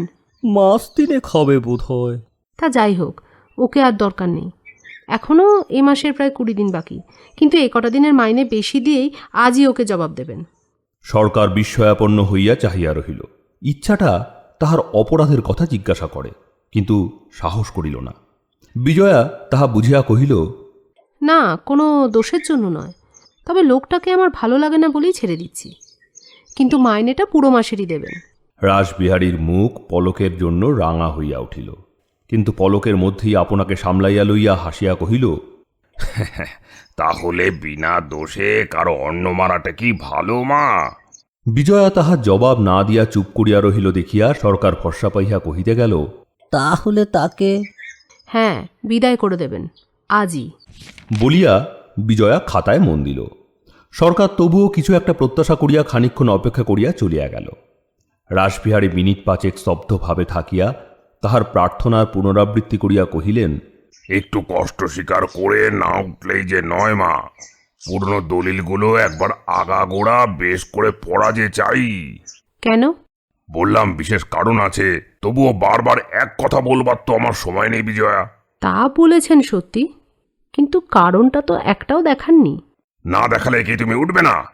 বলিয়া কয়েক মুহূর্ত অপেক্ষা করিয়া এবার তিনি ধৈর্য হারাইয়া ফেলিলেন। কহিলেন, তার মানে তুমি আমাকে বিশ্বাস করো না? আমাকেও তো আপনি বিশ্বাস করেন না।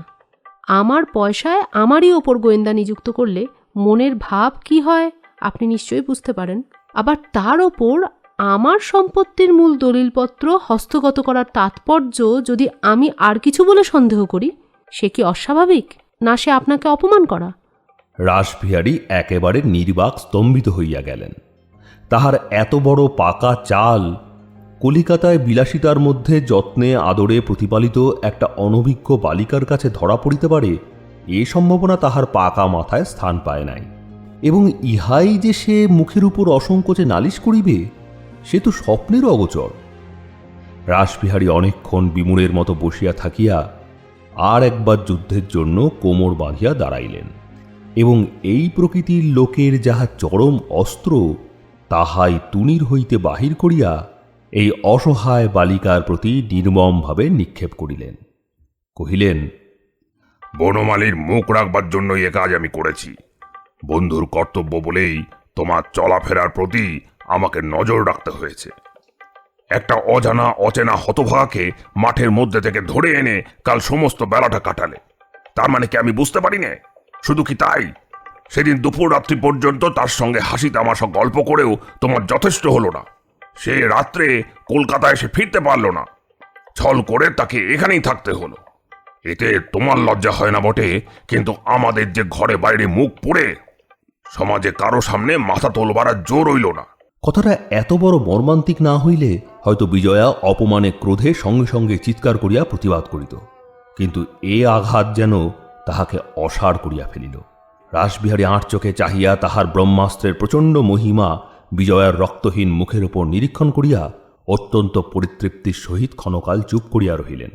তারপর বললেন, তবে এগুলো কি ভালো, নাকি এই সকল নিবারণ করার চেষ্টা করা আমার কাজ নয়? বিজয়া স্তব্ধ হইয়া আছে দেখিয়া তিনি পুনরায় জোর দিয়া কহিলেন, না, চুপ করে থাকলে তো হবে না বিজয়া, তোমাকে জবাব দিতে হবে। তবুও যখন বিজয়া কথা কহিল না, তখন তিনি হাতের লাঠিটা পুনরায় মেঝেতে ঠুকিয়া তাড়া দিয়া কহিলেন, না না না না, চুপ করে থাকলে চলবে না, এই সকল গুরুতর ব্যাপার জবাব দেওয়া চাই। এতক্ষণে বিজয়া মুখ তুলিয়া চাহিল। তাহার পাংশু ওষ্ঠাধর একবার একটু কাঁপিয়া উঠিল। তারপর ধীরে ধীরে কহিল, ব্যাপার যতই গুরুতর হোক, মিথ্যে কথার আমি কি উত্তর আপনাকে দিতে পারি? তাহলে একে তুমি মিথ্যা কথা বলে উড়িয়ে দিতে চাও নাকি? আমি উড়োতে কিছুই চাইনি কাকাবাবু, শুধু এ যে মিথ্যে তাই আপনাকে বলতে চাই, এবং মিথ্যে বলে একে আপনি যে নিজেই সকলের চেয়ে বেশি জানেন তাও এই সঙ্গে আপনাকে জানাতে চাই। রাসবিহারী একেবারে থতমত খাইয়া গেলেন। তিনি প্রথমটার জন্য প্রস্তুত ছিলেন বটে, কিন্তু শেষটার জন্য আদৌ ছিলেন না।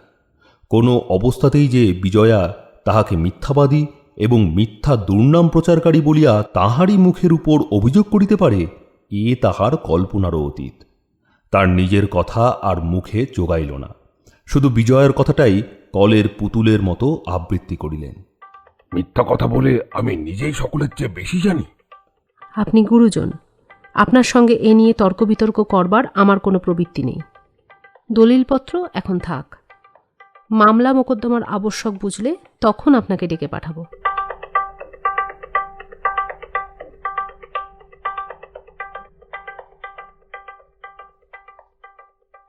বিজয়া সর্বাগ্রে মনে হইয়াছিল কাল প্রভাতেই সে যেমন করিয়া হোক কলিকাতায় পালাইয়া এই ব্যাধের ফাঁদ হইতে আত্মরক্ষা করিবে।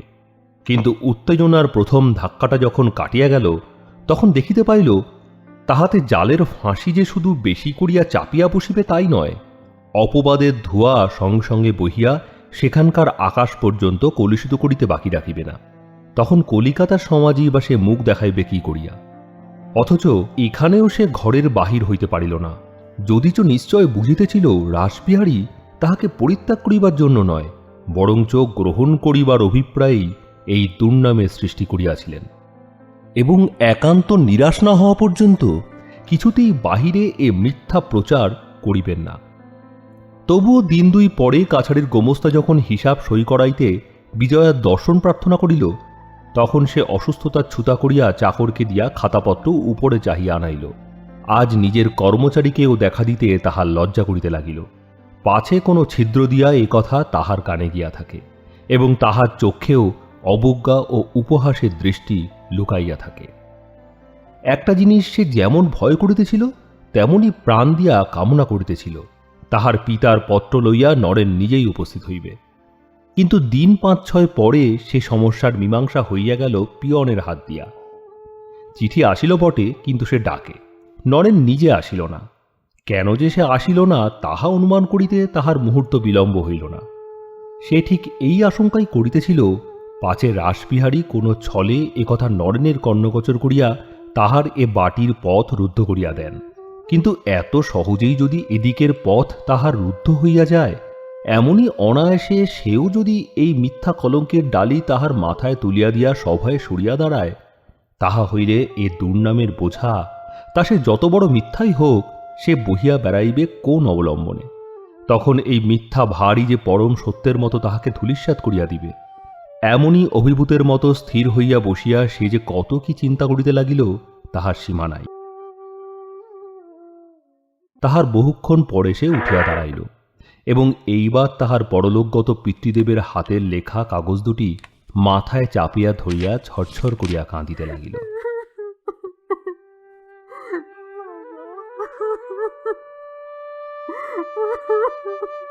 বারবার করিয়া চোখ মুছিয়া চিঠি দুটি পড়িতে গেল। বারবার অশ্রুজলে দৃষ্টি ঝাপসা হইয়া গেল। অবশেষে অনেক বিলম্বে, অনেক যত্নে যখন পড়া শেষ করিল, তখন পিতার আন্তরিক বাসনা তাহার কাছে আর অবিদিত রহিল না। এক সময় তিনি যে শুধু তাহারই জন্য নরেনকে মানুষ করিয়া তুলিতে চাহিয়াছিলেন, এই সত্য একেবারে স্ফটিকের ন্যায় স্বচ্ছ হইয়া গেল।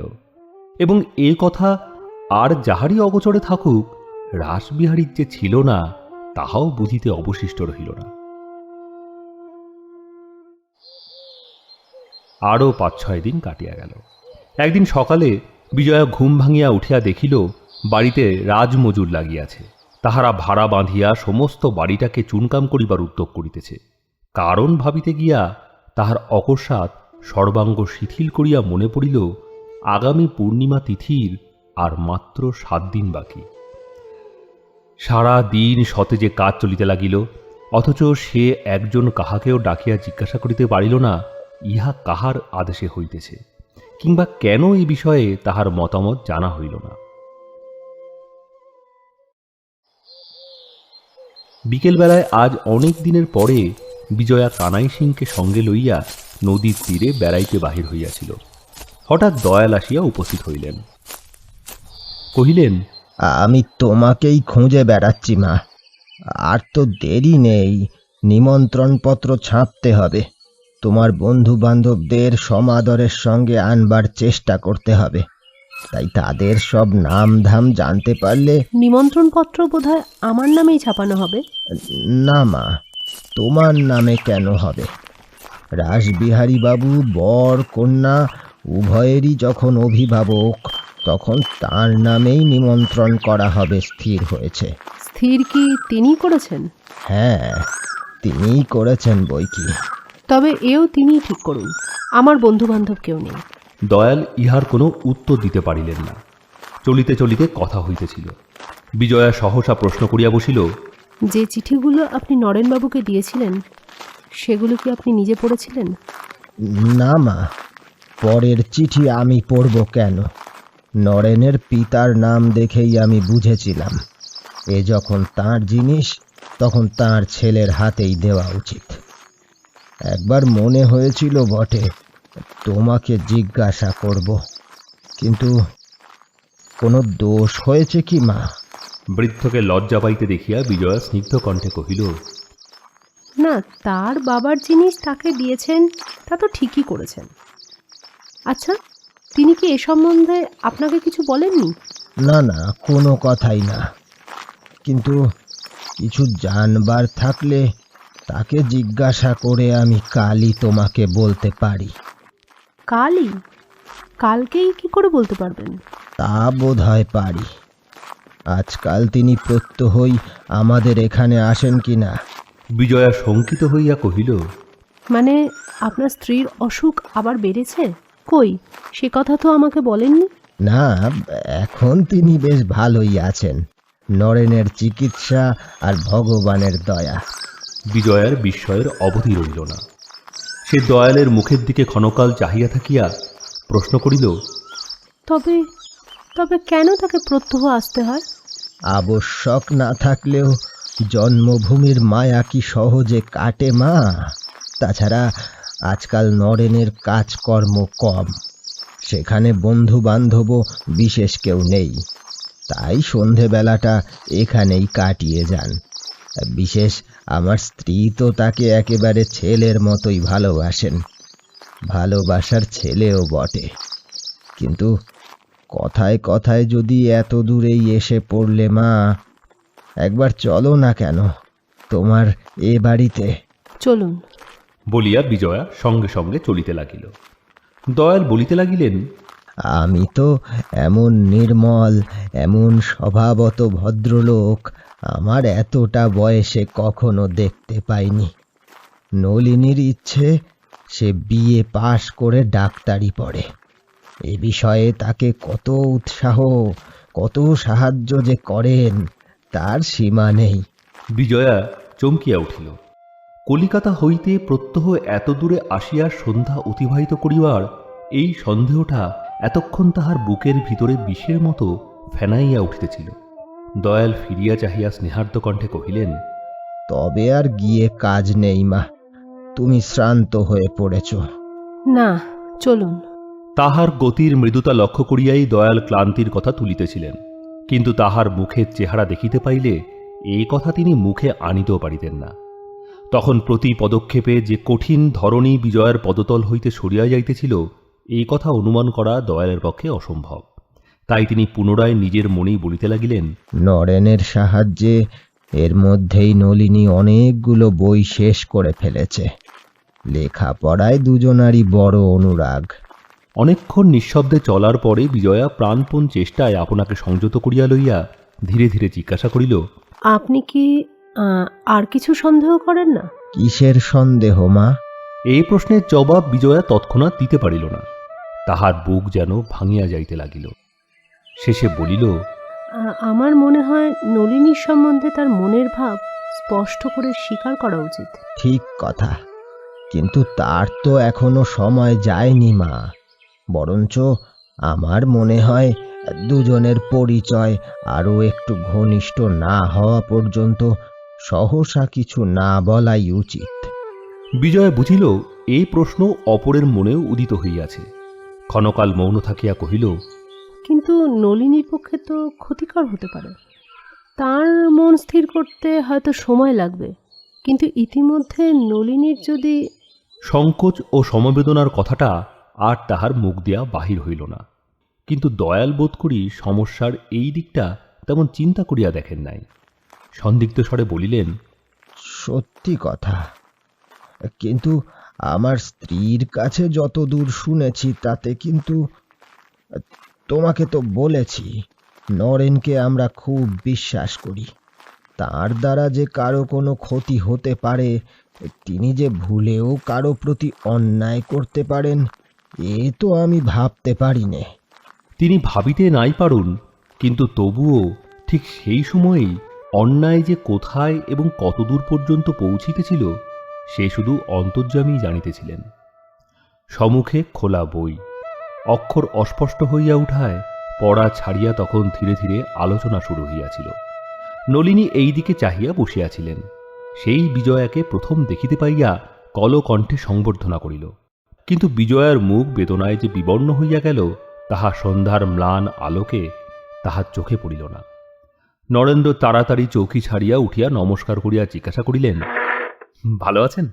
বিজয়া নমস্কারও ফিরাইয়া দিল না, প্রশ্নের উত্তরও দিল না, যেন দেখিতেই পায় নাই এমনভাবে তাহার প্রতি সম্পূর্ণ পিছন ফিরিয়া দাঁড়াইয়া নলিনীকে কহিল, কই, আপনি তো আর একদিনও গেলেন না।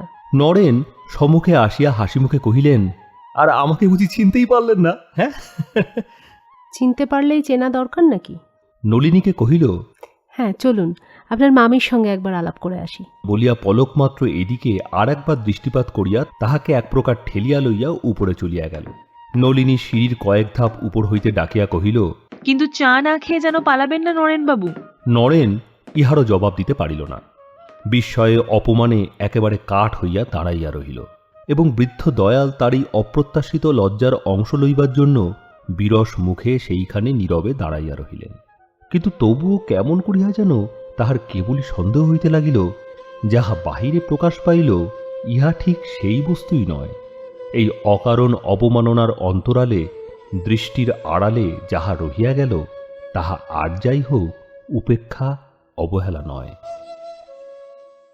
কিছু পরে চায়ের জন্য উপরে ডাক পড়িলে আজ নরেন্দ্র দয়ালের অনুরোধ এড়াইয়া নিচেই রহিয়া গেল। কিন্তু তাহাকে একাকী ফেলিয়া দয়াল উপরে যাইতে পারিতেছে না দেখিয়া তৎক্ষণাৎ সহাস্যে কহিল, আরে আমি তো ঘরের লোক, আমার কথা ভাববেন না দয়ালবাবু।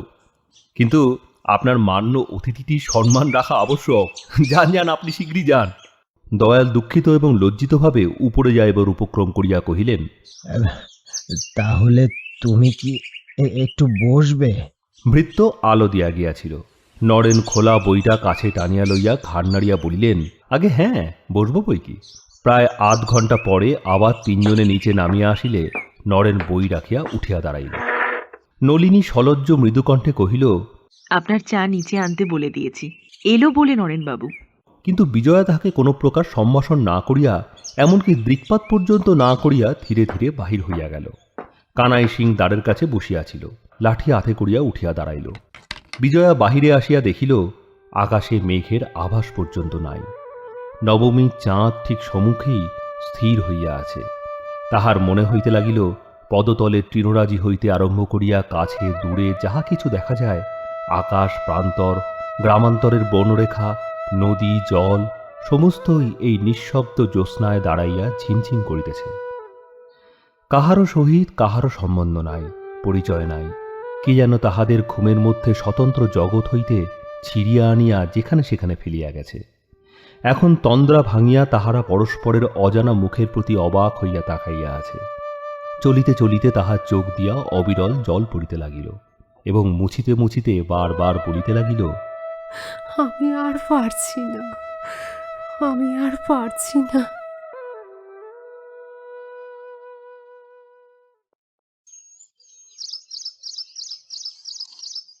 বাড়ি আসিতেই খবর পাইল রাসবিহারী কি জন্য সন্ধ্যা হইতে বাহিরের ঘরে অপেক্ষা করিয়া আছেন। শুনিতেই তাহার চিত্ত তিক্ত হইয়া উঠিল এবং কোনো কথা না কহিয়া পাশের সিঁড়ি দিয়া উপরে নিজের ঘরে চলিয়া গেল। কিন্তু ইহাও তাহার অবিদিত ছিল না যে শত বিলম্বেও এই পরম সহিষ্ণু লোকটির ধৈর্যচ্যুতি ঘটিবে না। তিনি প্রতীক্ষা করিয়া যখন আছেন, তখন রাত্রি যত বেশি হোক সাক্ষাৎ না করিয়া কোনো মতেই ছাড়িবেন না।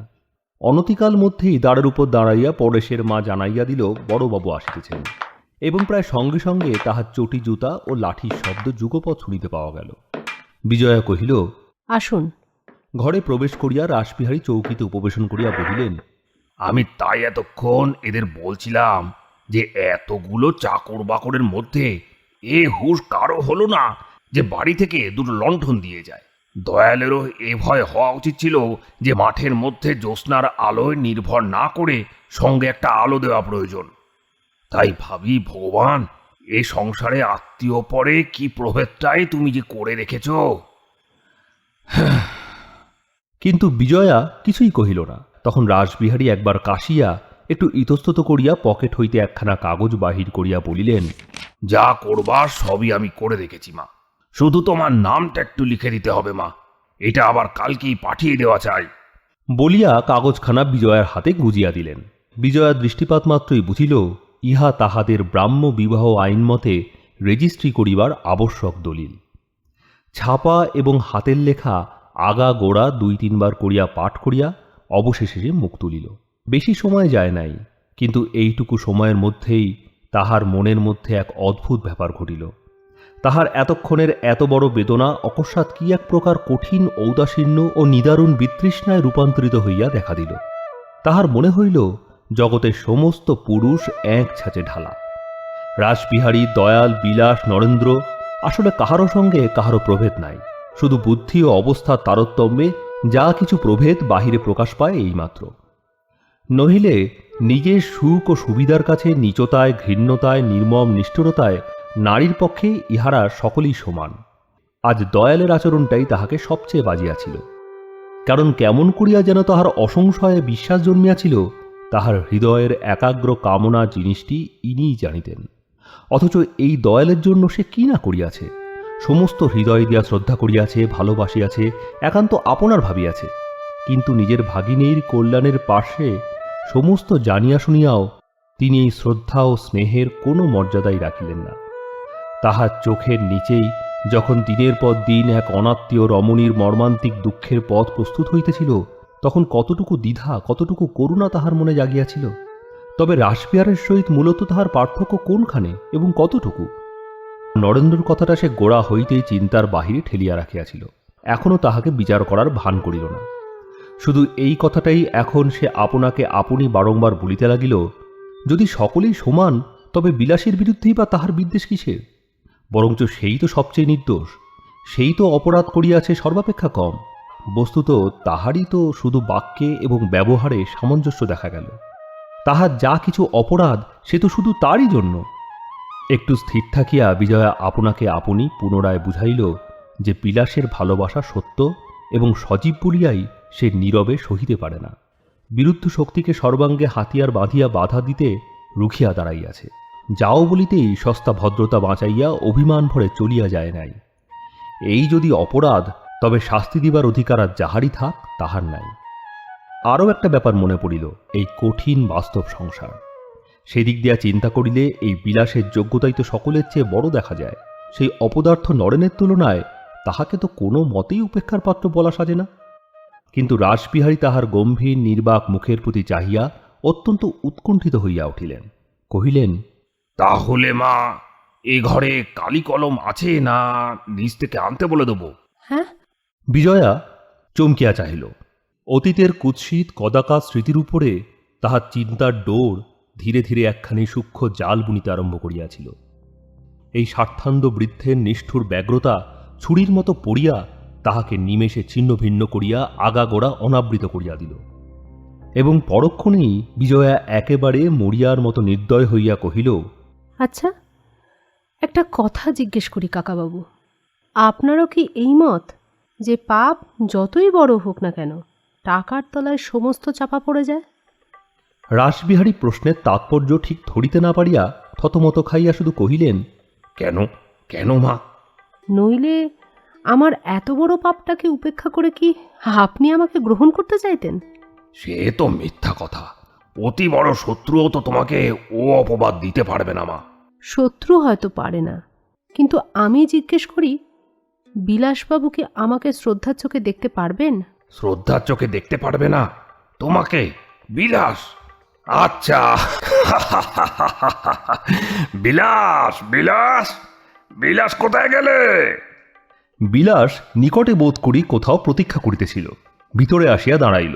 রাসবিহারী বলিয়া উঠিলেন, শোনো কথা বিলাস, আমার বিজয়া মা বলছেন তুমি তাকে শ্রদ্ধার চোখে দেখতে পারবে। শোনো একবার কথাটা। বিলাস সহসা কোনো উত্তর দিতে পারিল না। প্রশ্নটা যেন সে বুঝিতেই পারিল না, এমনই ভাবে শুধু চাহিয়া রহিল। সেদিন কাকাবাবু এসে বলেছিলেন যে আমি অনেক রাত পর্যন্ত নিভৃতে নরেনবাবুর সঙ্গে আমোদ আহ্লাদ করেও তৃপ্ত হইনি। অবশেষে তিনি ট্রেন না পাবার অছিলায় সেই রাত্রিটা এইখানেই কাটিয়ে সকালবেলা চলে গিয়েছেন। এই অবস্থায় কখনো না, কখনো না, এই যে অসম্ভব, এই যে ঘোর মিথ্যা। বিলাসের মুখ কালো হইয়া উঠিল। সে কহিল, না, আমি শুনিনি। কেমন করে শুনবে বিলাস? এই যে ভয়ানক মিথ্যা। তাই আমি দারোয়ান বেটাকে, তুমি দেখো দেখি পরেশ ছোড়াটাকে আমি কি রকম শাস্তি দিই। আমি পৃথিবী শুদ্ধ লোক যদি একই কথার সাক্ষ্য দিতে রাজি হয় তবু আমি বিশ্বাস করতাম না। কেন করতেন না? সে কি আমার বিষয়ের জন্য? রাসবিহারী এই কথার সূত্র ধরিয়া পুনরায় বকিতে শুরু করিলেন, কিন্তু ছেলের মুখের দিকে দৃষ্টিপাত করিয়া সহসা থামিয়া গেলেন।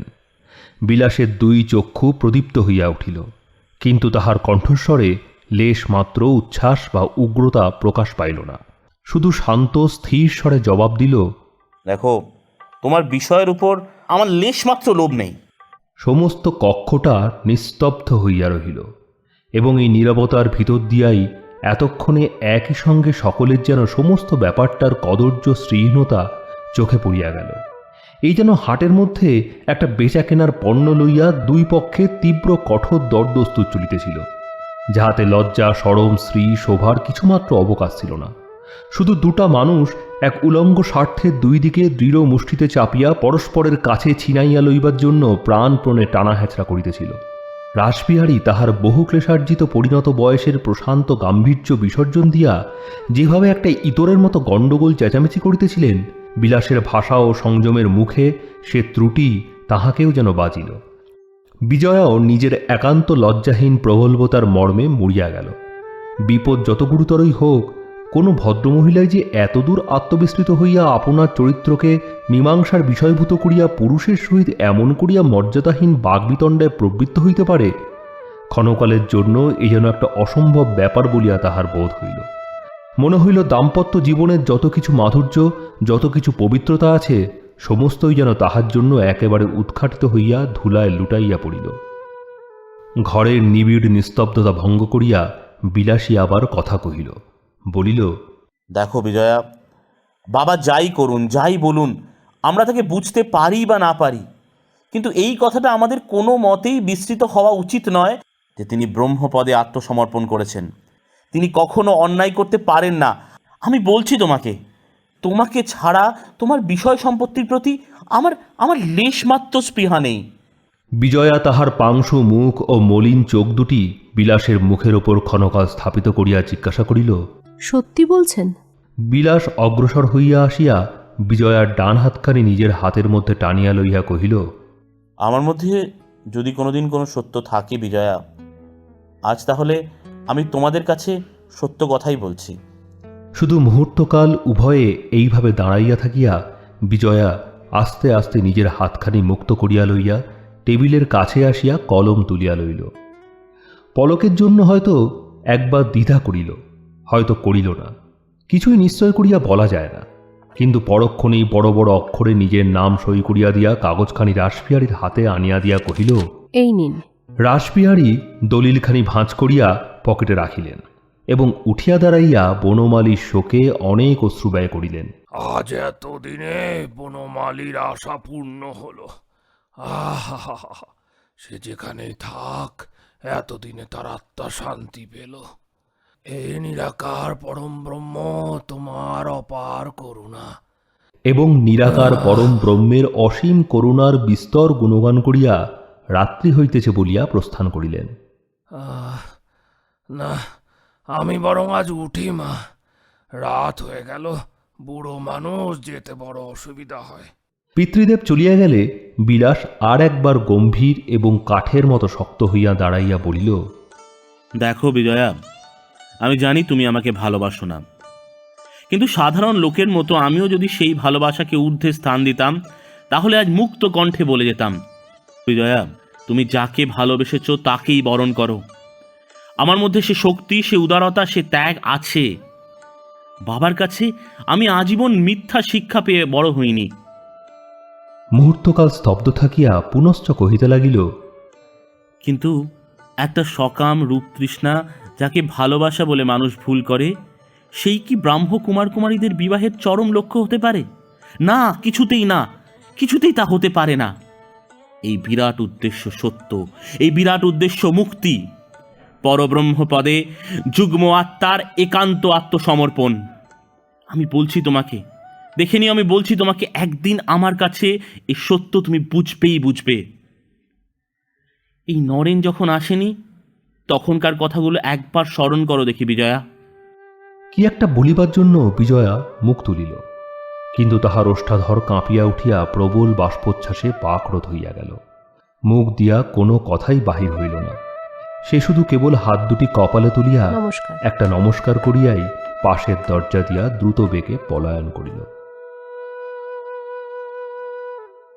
নিদারুণ সংশয়ের বেড়া আগুনের মধ্যে বিজয়ার চিত্ত যে কতদূর পীড়িত এবং উদ্ভ্রান্ত হইয়া উঠিয়াছিল, তাহা আপনাকে চূড়ান্তভাবে সমর্পণ করিয়া না দেওয়া পর্যন্ত সে ঠিকমতো বুঝিতে পারে নাই। আজ সকালে ঘুম ভাঙিয়াই বুঝিল তাহার মন খুব শান্ত হইয়া গেছে, কারণ মনের মধ্যে চাঞ্চল্যের আভাসটুকুও খুঁজিয়া পাইল না। বাহিরে চাহিতে মনে হইল সমস্ত আকাশটা যেন শ্রাবণ প্রভাতের মতো ধূসর মেঘের ভারে পৃথিবীর উপর হুমড়ি খাইয়া পড়িয়াছে। এমন দিনে শয্যাত্যাগ করা না করা তাহার সমান বলিয়া বোধ হইল। এবং কেন যে অন্যান্য দিন সকালে ঘুম ভাঙিতে সামান্য বেলা হইলেও অন্তঃকরণ ব্যথিত লজ্জিত হইয়া উঠিত, মনে হইত অনেক সময় নষ্ট হইয়া গেছে, আজ তাহা ভাবিয়াই পাইল না। তাহার এমন কি কাজ আছে যে 2-1 ঘণ্টা বিছানায় পড়িয়া থাকিলে চলে না? বাটিতে দাস দাসী ভরা, বৃহৎ জমিদারি সুশৃঙ্খলায় চলিতেছে। তাহার সমস্ত ভবিষ্যৎ জীবন যদি এমনই আরামে, এমনই শান্তিতে কাটিয়া যায়, তা তার চেয়ে আর ভালো জিনিস কি আছে? জানালা দিয়া চাহিয়া দেখিল গাছপালার সবুজ রংটা পর্যন্ত আজ কি একরকম বদলাইয়া গিয়া তাহার পাতাগুলো পর্যন্ত স্থির গম্ভীর হইয়া উঠিয়াছে। কলহ, বিবাদ, তর্ক বিতর্ক, অশান্তি, উপদ্রব বিশ্ব ব্রহ্মাণ্ডে কোথাও আর কিচ্ছু নাই। একটা রাত্রির মধ্যেই সমস্ত যেন একেবারে মুনি ঋষির তপবন হইয়া উঠিয়াছে। হৃদয় জোড়া এই চরম অবসাদকে শান্তি কল্পনা করিয়া বিজয়া পক্ষাঘাতগ্রস্তের মতো হয়তো আরও বহুক্ষণ বিছানায় পড়িয়া থাকিতে পারিত, কিন্তু পরেশের মা আসিয়া দ্বার প্রান্ত হইতে শান্তিভঙ্গ করিয়া দিল। ও দিদিমণি, দিদিমণি গো, ও দিদিমণি, খোলো, দরজাটা খোলো গো। সে উৎকণ্ঠিত চিত্তে বারংবার ডাকাডাকি করিয়া কপাট খোলাইয়া তবে ছাড়িল। হাত মুখ ধুইয়া কাপড় ছাড়িয়া প্রস্তুত হইয়া বিজয়া নিচে নামিতেছিল, শুনিল বাহিরে রাসবিহারী আজ স্বয়ং আসিয়া জনমজুরদের কাজের তত্ত্বাবধান করিতেছেন। মাত্র 2টি দিন আর বাকি। এইটুকু সময় সমস্ত বাড়িটাকে মাজিয়া খুশিয়া একেবারে নতুন করিয়া তুলিতে হইবে। বিজয়া একটু পূর্বেই ভাবিয়াছিল গত রাত্রে যে দুরহ সমস্যার শেষ এবং চরম নিষ্পত্তি হইয়া গিয়াছে, কোনো কারণে কাহারও দ্বারা যাহার অন্যথা ঘটিতে পারে না, তাহার ন্যায় অন্যায় ভালো মন্দ লইয়া আর সে মনে মনেও কখনো বিতর্ক করিবে না। তাহা মঙ্গলময়ের ইচ্ছায় মঙ্গলের জন্যই হইয়াছে, এ বিশ্বাসে সন্দেহের ছায়াটুকুও আর পড়িতে দিবে না। কিন্তু সহসা দেখিতে পাইল তাহা সম্ভব নয়। রাসবিহারী নিচে আছেন, নামিলেই মুখোমুখি সাক্ষাৎ হইয়া যাইবে, ইহা মনে করিতেই তাহার সর্বাঙ্গ বিমুখ হইয়া আপনিই সিঁড়ি হইতে ফিরিয়া আসিল।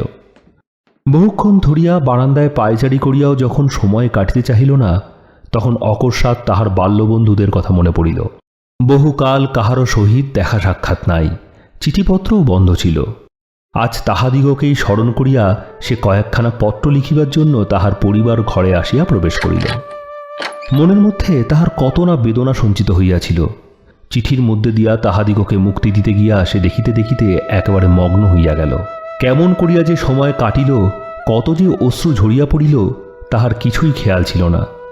এমনই সময় পরেশের মা দ্বারের কাছে আসিয়া কহিল, বেলা যে 1টা বেজে গেল, দিদিমণি খাবেনি? ঘড়ির প্রতি চাহিয়া পুনরায় লেখায় মনঃসংযোগ করিতে যাইতেছিল।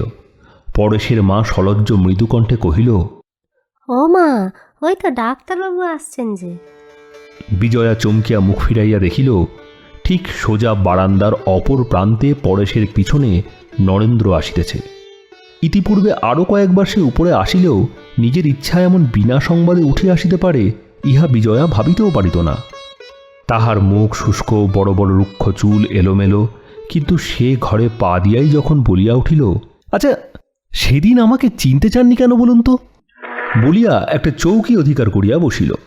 তখন তাহার মুখে, তাহার কণ্ঠস্বরে, তাহার সর্বদেহে হৃদয় ভারাক্রান্ত ক্লান্তি এমন করিয়াই আত্মপ্রকাশ করিল যে বিজয়া জবাব দিবে কি, দুর্বিষহ বেদনায় একেবারে চমকিয়া গেল। উৎকণ্ঠিত ব্যগ্রতায় উঠিয়া দাঁড়াইয়া জিজ্ঞাসা করিল, আপনার কি হয়েছে নরেনবাবু? কোনো অসুখ করেনি তো? না, সেরে গেছে। হয়েও ছিল সামান্য একটু জ্বর, কিন্তু তাতেই হঠাৎ এমন দুর্বল করে ফেলেছিল যে আগে আসতে পারিনি। কিন্তু সেদিন দোষটা কি করেছিলাম আজ একবার বলুন তো। পরেশ দাঁড়াইয়াছিল। বিজয়া তাহাকে কহিল, এই পরেশ, তোর মাকে শিগগির কিছু খাবার আনতে বলতো। নরেনকে কহিল, সকাল থেকে কিচ্ছু খাওয়া হয়নি নিশ্চয়ই? না, কিন্তু খাওয়ার জন্য আমি ব্যস্ত হইনি। কিন্তু আমি ব্যস্ত হয়েছি, আসছি আমি, বসুন। বলিয়া বিজয়া পরেশের পিছু পিছু নিজেও নিচে চলিয়া গেল। খানিক পরে সে খাবারের থালার উপর এক বাটি গরম দুধ লইয়া নিজেই উপস্থিত হইল এবং নিঃশব্দে অতিথির সম্মুখে ধরিয়া দিল। আহারে মন দিয়া নরেন সহর্ষে কহিল, আপনি একটি অদ্ভুত লোক, পরের বাড়িতে চিনতেও চান না, নিজের বাড়িতে এত বেশি চেনেন যে এক আশ্চর্য ব্যাপার। সেদিনের কাণ্ড দেখে ভাবলুম খবর দিলে হয়তো দেখাই করবেন না, তাই বিনা সংবাদেই পরেশের পেছন পেছন আপনি চলে এসেছি। এখন দেখছি তাতে ঠকিনি। ওহ, আপনি সত্যি। বিজয়া কোনো কথা কহিল না। নরেন্দ্র নিজেও একটুখানি মৌন থাকিয়া বলিতে লাগিল, এই সামান্য জ্বর, কিন্তু এত নির্জীব করে ফেলেছে যে আমি আপনি আশ্চর্য হয়ে গেছি।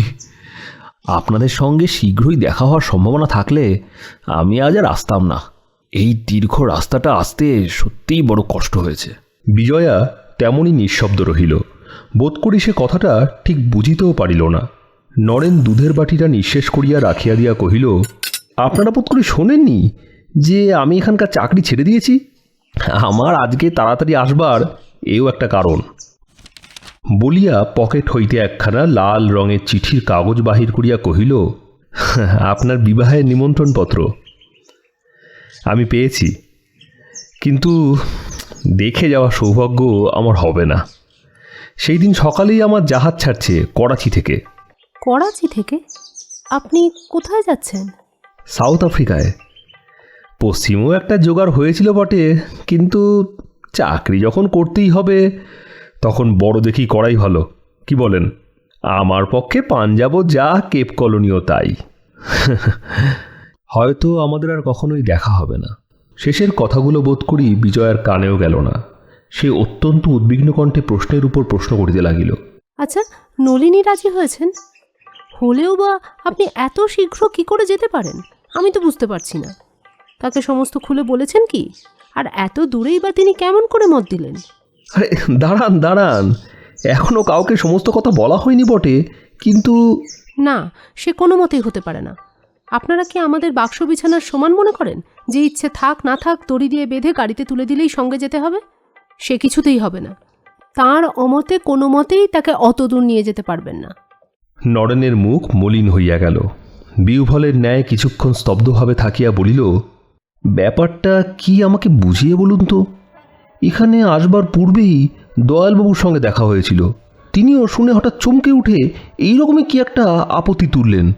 আমি ঠিক বুঝতে পারলাম না, এত লোকের মধ্যে নলিনীর উপরেই বা আমার যাওয়া না যাওয়া কিভাবে নির্ভর করে, আর তিনিই বা কিসের জন্য বাধা দেবেন, এসব যে ক্রমে হেয়ালি হয়ে উঠছে। কথাটা কি আমাকে একটু খুলে বলুন তো। বিজয়া স্থির দৃষ্টিতে ক্ষণকাল তাহার মুখের প্রতি চাহিয়া থাকিয়া ধীরে ধীরে কহিল, তার সঙ্গে একটা বিবাহের প্রস্তাব কি আপনি করেননি? হ্যাঁ, বিবাহের প্রস্তাব? না, কোনোদিনও না। বিজয়ার মুখের উপর সহসা এক ঝলক রক্ত ছুটিয়া আসিয়া সমস্ত মুখ আরক্ত করিয়া দিল, কিন্তু চক্ষের পলকে আপনাকে সম্বরণ করিয়া কহিল, না করলেও কি করা উচিত ছিল না? আপনার মনোভাব তো কারো কাছে আর গোপন নেই।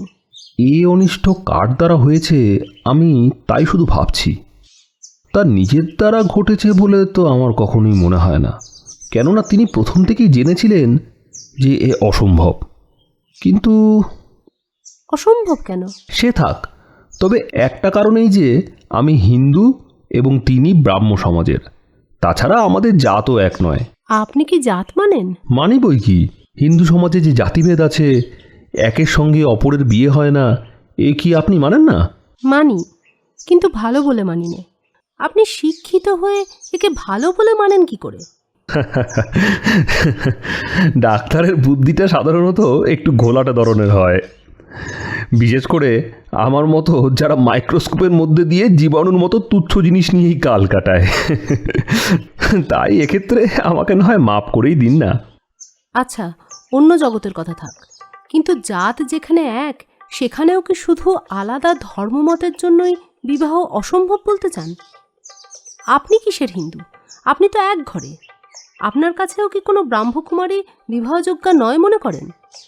এত অহংকার কিসের জন্য? আর এই যদি সত্যিকার মত, তবে সে কথা গোড়াতেই বলে দেননি কেন? বলিতে বলিতেই তাহার দুই চক্ষু অশ্রুপূর্ণ হইয়া গেল, এবং তাহাই লুকাইবার জন্য সে তাড়াতাড়ি মুখ ফিরাইয়া লইল। কিন্তু নরেন্দ্র দৃষ্টি একেবারে ফাঁকি দিতে পারিল না। সে কিছু আশ্চর্য হইয়াই কহিল, কিন্তু এখন যা বলছেন সে তো আমার মত নয়। নিশ্চয়ই নিশ্চয়ই এই আপনার মত। না, আমাকে পরীক্ষা করলে টের পেতেন যে এ আমার সত্যিকারের কেন, মিথ্যাকার মতো নয়। তাছাড়া নলিনীর কথা নিয়ে আপনি মিথ্যে কেন কষ্ট পাচ্ছেন? আমি জানি তার মন কোথায় বাঁধা, এবং আমিও যে কেন পৃথিবীর আর এক প্রান্তে পালাচ্ছি তা তারও অগোচর নয়। সুতরাং আমার যাওয়া নিয়ে আপনি নিরর্থক উদ্বিগ্ন হবেন না। তাঁর অমত হলে আপনি যেখানে খুশি যেতে পারেন মনে করেন? নরেনের বুকের মধ্যে কথাগুলো তড়িৎ রেখার ন্যায় শিহুরিয়া উঠিল, কিন্তু সঙ্গে সঙ্গে দৃষ্টিও গিয়া টেবিলের উপর সেই লাল রঙের নিমন্ত্রণপত্রের উপর পড়িল। সে এক মুহূর্ত স্থির থাকিয়া আস্তে আস্তে বলিল, সে ঠিক, আমি আপনার অমতেও কিছু করতে পারি নে, কিন্তু আপনি তো আমার সমস্ত কথাই জানেন। আমার জীবনের স্বাদও আপনার অজ্ঞাত নই। বিদেশে এসে স্বাদ হয়তো একদিন পূর্ণ হতেও পারে, কিন্তু এই দেশে এত বড় নিষ্কর্মা দিন দরিদ্রে থাকা না থাকা কিছুই গতিবৃদ্ধি হবে না। আমাকে যেতে বাধা দেবেন না। আপনি দিন দরিদ্র তো নয়, আপনার সমস্তই আছে। ইচ্ছা করলেই তো সমস্ত ফিরিয়ে নিতে পারেন। ইচ্ছে করলেই পারি না বটে, কিন্তু আপনি যে দিতে চেয়েছিলেন সে আমার মনে আছে এবং চিরকাল মনে থাকবে। কিন্তু দেখুন, নেবারও একটা অধিকার থাকা চাই, সে অধিকার আমার নেই। আছে বই কি, বিষয় আমার নয়, বাবার। নইলে সেদিন তার যথাসর্বস্ব দাবির কথা আপনি পরিহাস ছলেও মুখে আনতে পারতেন না। নরেন কোনো কথা কহিল না। বিজয়াও আর কিছু না বলিয়া নত নেত্রে চুপ করিয়া বসিয়া রহিল। মিনিট দুই এমনই নীরবে কাটিবার পর অকস্মাৎ একটা গভীর দীর্ঘ নিঃশ্বাসের শব্দে চকিত হইয়া বিজয়া মুখ তুলিতেই দেখিতে পাইল নরেনের সমস্ত চেহারাটা যেন কি একরকম হইয়া গেছে। দুজন চোখাচোখি হইবা মাত্রই সে হঠাৎ বলিয়া উঠিল, নলিনী ঠিকই বুঝেছিল বিজয়া, কিন্তু আমি বিশ্বাস করিনি। আমার মতো একটা অকেজ অপদার্থ লোককেও যে কারো কোনো প্রয়োজন হতে পারে এ আমি অসম্ভব বলে হেসে উড়িয়ে দিয়েছিলাম। কিন্তু সত্যি যদি এই অসঙ্গত খেয়াল তোমার হয়েছিল, শুধু একবার হুকুম করলে না কেন?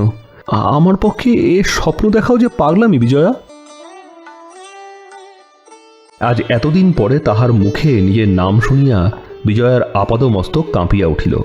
সে মুখের উপর সজোরে আঁচল চাপিয়া ধরিয়া উচ্ছ্বসিত রোদন সম্বরণ করিতে লাগিল।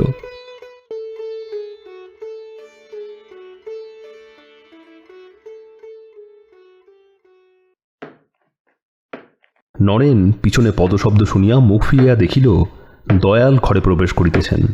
দয়াল দ্বারের উপর দাঁড়াইয়া এক মুহূর্ত নিঃশব্দে উভয়ের প্রতি দৃষ্টিপাত করিলেন। তারপর ধীরে ধীরে বিজয়ার কাছে গিয়া তাহার সোফায় একান্তে বসিয়া মাথার উপর ডান হাতটি রাখিয়া স্নিগ্ধ কণ্ঠে ডাকিলেন, মা। সে তাহার আগমন অনুভব করিয়াছিল এবং প্রাণপণে এই লজ্জাকর ক্রন্দন রোধ করিবার চেষ্টা করিতেছিল। কিন্তু এই করুণ সুরে মাতৃসম্বোধনের ফল একেবারে বিপরীত হইল। কি জানি তাহার মৃত পিতাকে মনে পড়িয়াই ধৈর্যচ্যুতি ঘটিল কিনা। সে চক্ষের পলকে বৃদ্ধের দুই জানুর উপর উপর হইয়া পড়িয়া ক্রোড়ের মধ্যে মুখ গুজিয়া কাঁদিয়া ফেলিল।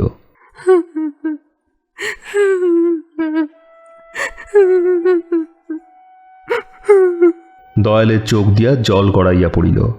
এই সংসারে একমাত্র তিনিই শুধু এই মর্মান্তিক রোদনের আগাগোড়া ইতিহাসটা জানিতেন। মাথার উপর ধীরে ধীরে হাত বুলাইতে বুলাইতে বলিতে লাগিলেন, শুধু আমার দোষেই এই ভয়ানক অন্যায় হলো মা। শুধু আমি এই দুর্ঘটনা ঘটালুম। নলিনীর সঙ্গে এতক্ষণ আমার এই কথাই হচ্ছিল, সে সমস্তই জানত। কিন্তু সে জানত নরেনই মনে মনে তোমাকে। কিন্তু নির্বোধ আমি, সমস্ত ভুল বুঝে তোমাকে উল্টো খবর দিয়ে শুধু এই দুঃখ ঘরে ডেকে আনলাম। এখন বুঝি আর কোনো প্রতিকার? দেওয়ালের ঘড়িতে ৩টা বাজিয়া গেল। তিনজনই স্তব্ধ হইয়া রহিল। তাহার ক্রোড়ের মধ্যে বিজয়ার দুর্জয় দুঃখের বেগ ক্রমশ প্রশমিত হইয়া আসিতেছে অনুভব করিয়া দয়াল অনেকক্ষণ পরে আস্তে আস্তে তাহার পিঠের উপর হাত চাপড়াইতে চাপড়াইতে বলিলেন, এর কি আর কোনো উপায় হতে পারে না মা? না না না, মরণ ছাড়া আমার আর কোনো পথ নেই। ছি মা, কিন্তু না না, এর মধ্যে আর কোনো কিন্তু নেই। আমি কথা দিয়েছি, মরতে না পারলে আমি। বলিতে বলিতেই আবার তাহার কণ্ঠরোধ হইয়া গেল। দয়ালের গলা দিয়াও আর কোনো কথা বাহির হইল না। তিনি নীরবে ধীরে ধীরে তাহার চুলের মধ্যে শুধু হাত বুলাইতে লাগিলেন। পরেশের মা বাহির হইতে ছেলেকে দিয়া বলাইল, মাঠান মাঠান, বেলা 3টে বেজে গেল যে। হ্যাঁ। সংবাদ শুনিয়া দয়াল অত্যন্ত ব্যস্ত হইয়া উঠিলেন। পরেশ পুনরায় কহিল, তোমার জন্য কেউ যে খেতে পাচ্ছি না মাঠান, চলো চলো। তখন চোখ মুছিয়া বিজয়া উঠিয়া বসিল এবং কাহারও প্রতি দৃষ্টিপাত মাত্র না করিয়া ধীর পদে নিষ্ক্রান্ত হইয়া গেল। দয়াল কহিলেন, নরেন, তোমার তো এখনো খাওয়া হয়নি, তবে আমার সঙ্গে বাড়ি চলো। চলুন বলিয়া সে দ্বিরুক্তি না করিয়া উঠিয়া দাঁড়াইল এবং দয়ালের সঙ্গে ঘর হইতে বাহির হইয়া গেল। সেই দিন সন্ধ্যাবেলা আসন্ন বিবাহ উৎসব উপলক্ষে কয়েকটা প্রয়োজনীয় কথাবার্তার পরে পিতা পুত্র রাসবিহারী ও বিলাসবিহারী প্রস্থান করিলে বিজয়া তাহার পরিবার ঘরে প্রবেশ করিয়া আশ্চর্য হইয়া গেল। দয়াল এমনি তন্ময় হইয়া বসিয়াছিলেন যে কাহারও আগমন লক্ষ্য করিলেন না। তিনি কখন আসিয়াছেন, কতক্ষণ বসিয়া আছেন বিজয়া জানিত না, কিন্তু তাহার সেই তদ্গত ভাব দেখিয়া ধ্যান ভাঙিয়া কৌতূহল নিবৃত্ত করিতে তাহার প্রবৃত্তি হইল না। সে যেমন আসিয়াছিল তেমনই নিঃশব্দে চলিয়া গেল। কিন্তু প্রায় ঘণ্টাখানেক পরে ফিরিয়া আসিয়াও যখন দেখিতে পাইল তিনি একইভাবে বসিয়া আছেন, তখন ধীরে ধীরে সম্মুখে আসিয়া দাঁড়াইল।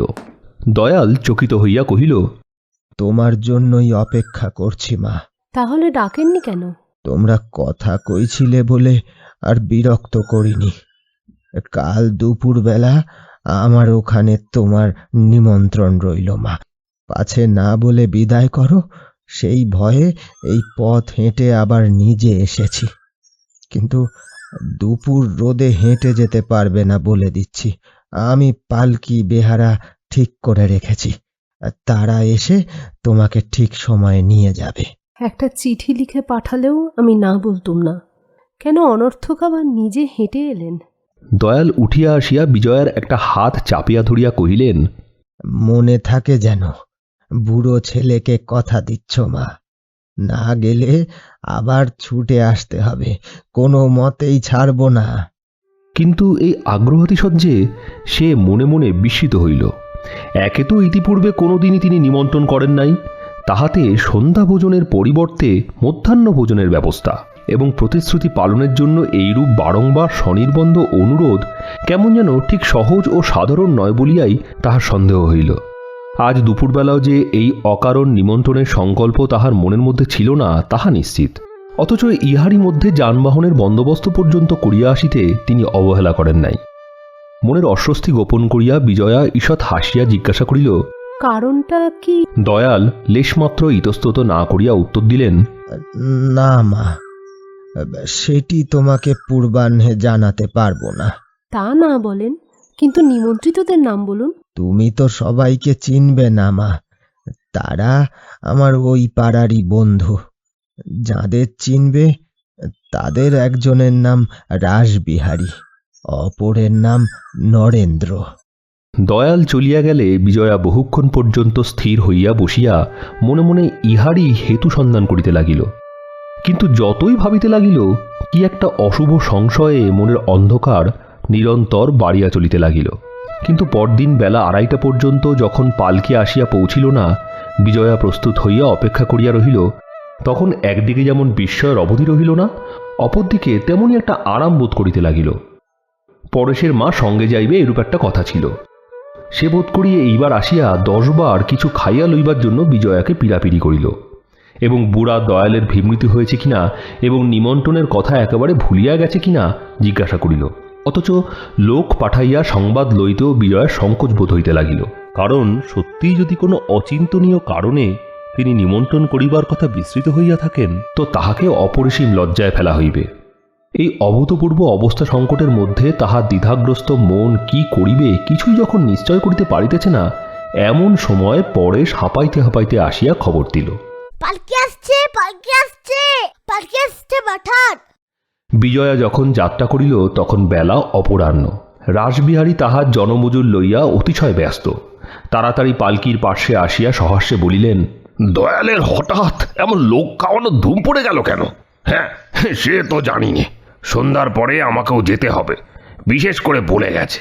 কিন্তু পালকি পাঠাতে রাত্রি করলে যেতে পারবো না, সে কিন্তু তুমি বলে দিও মা।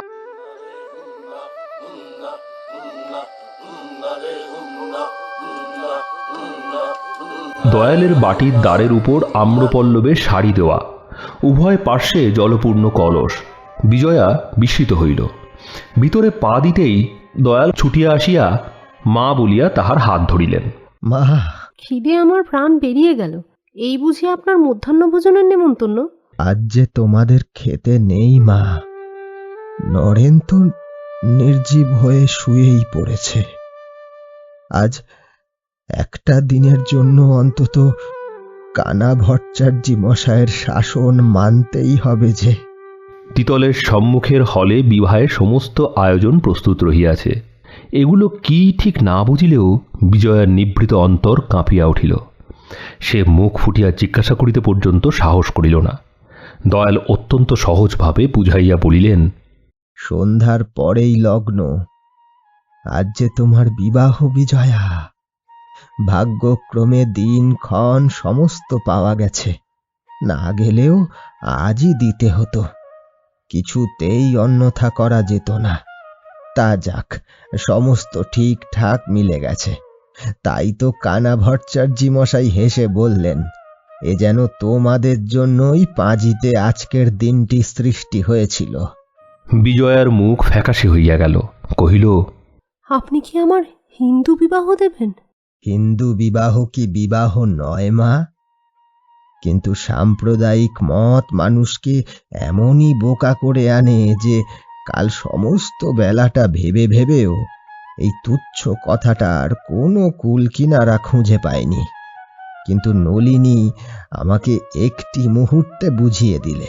বললে, মামা, তার বাবা তাকে যার হাতে দিয়ে গেছেন, তোমরা তার হাতেই তাকে দাও।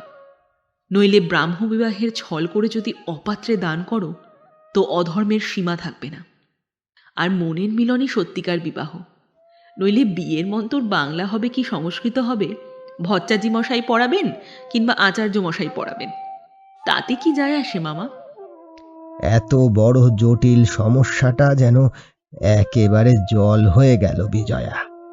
মনে মনে বললুম, ভগবান, তোমার তো কিছুই অগোচর নয়। এদের বিবাহ আমি যে কোনো মতেই দিই না। তোমার কাছে যে অপরাধী হব না সে নিশ্চয়ই জানি। তবুও বললুম, কিন্তু একটা কথা আছে যে নলিনী, বিজয়া যে তাদের প্রতিশ্রুতি দিয়েছেন, তারা যে তারই উপর ভরসা করে নিশ্চিন্ত হয়ে আছেন, এ সত্য ভাঙবে কি করে? নলিনী বললে, মামা, তুমি তো জানো বিজয়ার অন্তর্যামী কখনো সায় দেয়নি। তার চেয়ে বিজয়ার বলাটাই বড় হলো। তার হৃদয়ের সত্যকে লঙ্ঘন করে কি তার মুখের কথাটাকেই বড় করে তুলতে হবে? আমি আশ্চর্য হয়ে বললুম, তুই এসব শিখলি কোথায় মা? নলিনী বললে, আমি নরেনবাবুর কাছেই শিখেছি। তিনি বারবার বললেন, সত্যের স্থান বুকের মধ্যে, মুখের মধ্যে নয়। কেবল মুখ দিয়ে বার হয়েছে বলেই কোনো জিনিস কখনো সত্য হয়ে ওঠে না। তবুও তাকেই যারা অগ্রে, সকলের ঊর্ধ্বে স্থাপন করতে চায়, তারা সত্যকে ভালোবাসে বলেই করে না। তারা সত্য ভাষণের দম্ভকেই ভালোবাসে বলে করে। তুমি নরেনকে জানো তো মা? সে যে তোমাকে কত ভালোবাসে তাও হয়তো ঠিক জানো না। সে এমন ছেলে যে অসত্যের বোঝা তোমার মাথায় তুলে দিয়ে তোমাকে গ্রহণ করতে কিছুতেই রাজি হতো না। একবার আগাগোড়া তার কাজগুলো মনে করে দেখো দেখি বিজয়া। বিজয়া কিছুই কহিল না। নিঃশব্দে নত মুখে কাঠের মতো দাঁড়াইয়া রহিল। নলিনী ভিতরে কাজে ব্যস্ত ছিল। খবর পাইয়া ছুটিয়া আসিয়া বিজয়াকে জড়াইয়া ধরিল।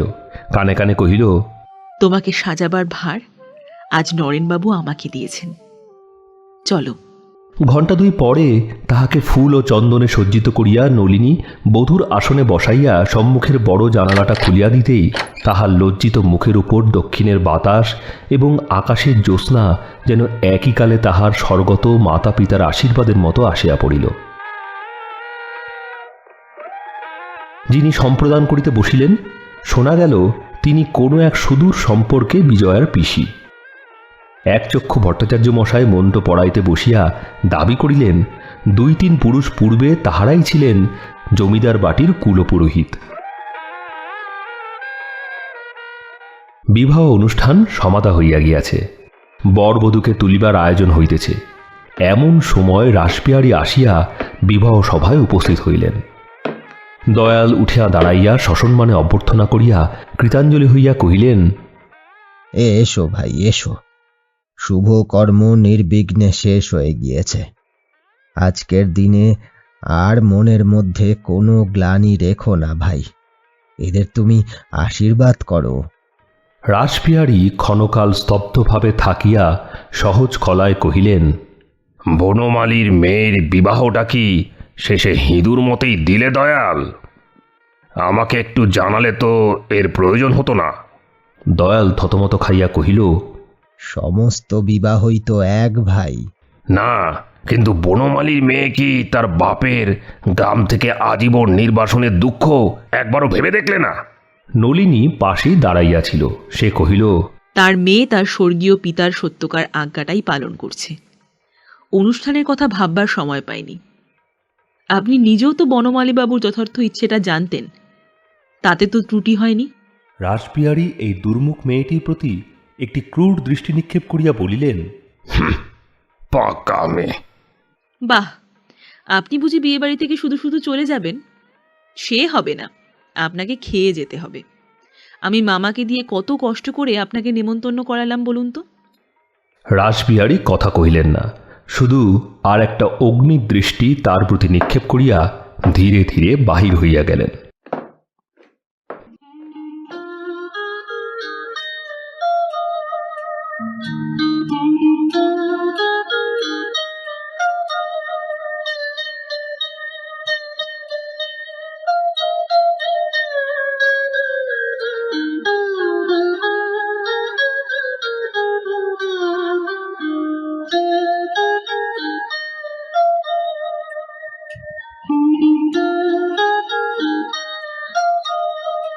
আপনারা শুনলেন কথাশিল্পী শরৎচন্দ্র চট্টোপাধ্যায়ের দত্তা উপন্যাসের অন্তিম পর্বটি। আরও এরকম উপন্যাস নিয়ে আমরা আবার হাজির হব। কেমন লাগলো অবশ্যই জানাবেন। পরের সপ্তাহে আসবো অন্য একটি গল্প নিয়ে। ততদিন সুস্থ থাকুন, সঙ্গে থাকুন, শুনতে থাকুন গল্প স্বল্প। আজ আসি, টাটা।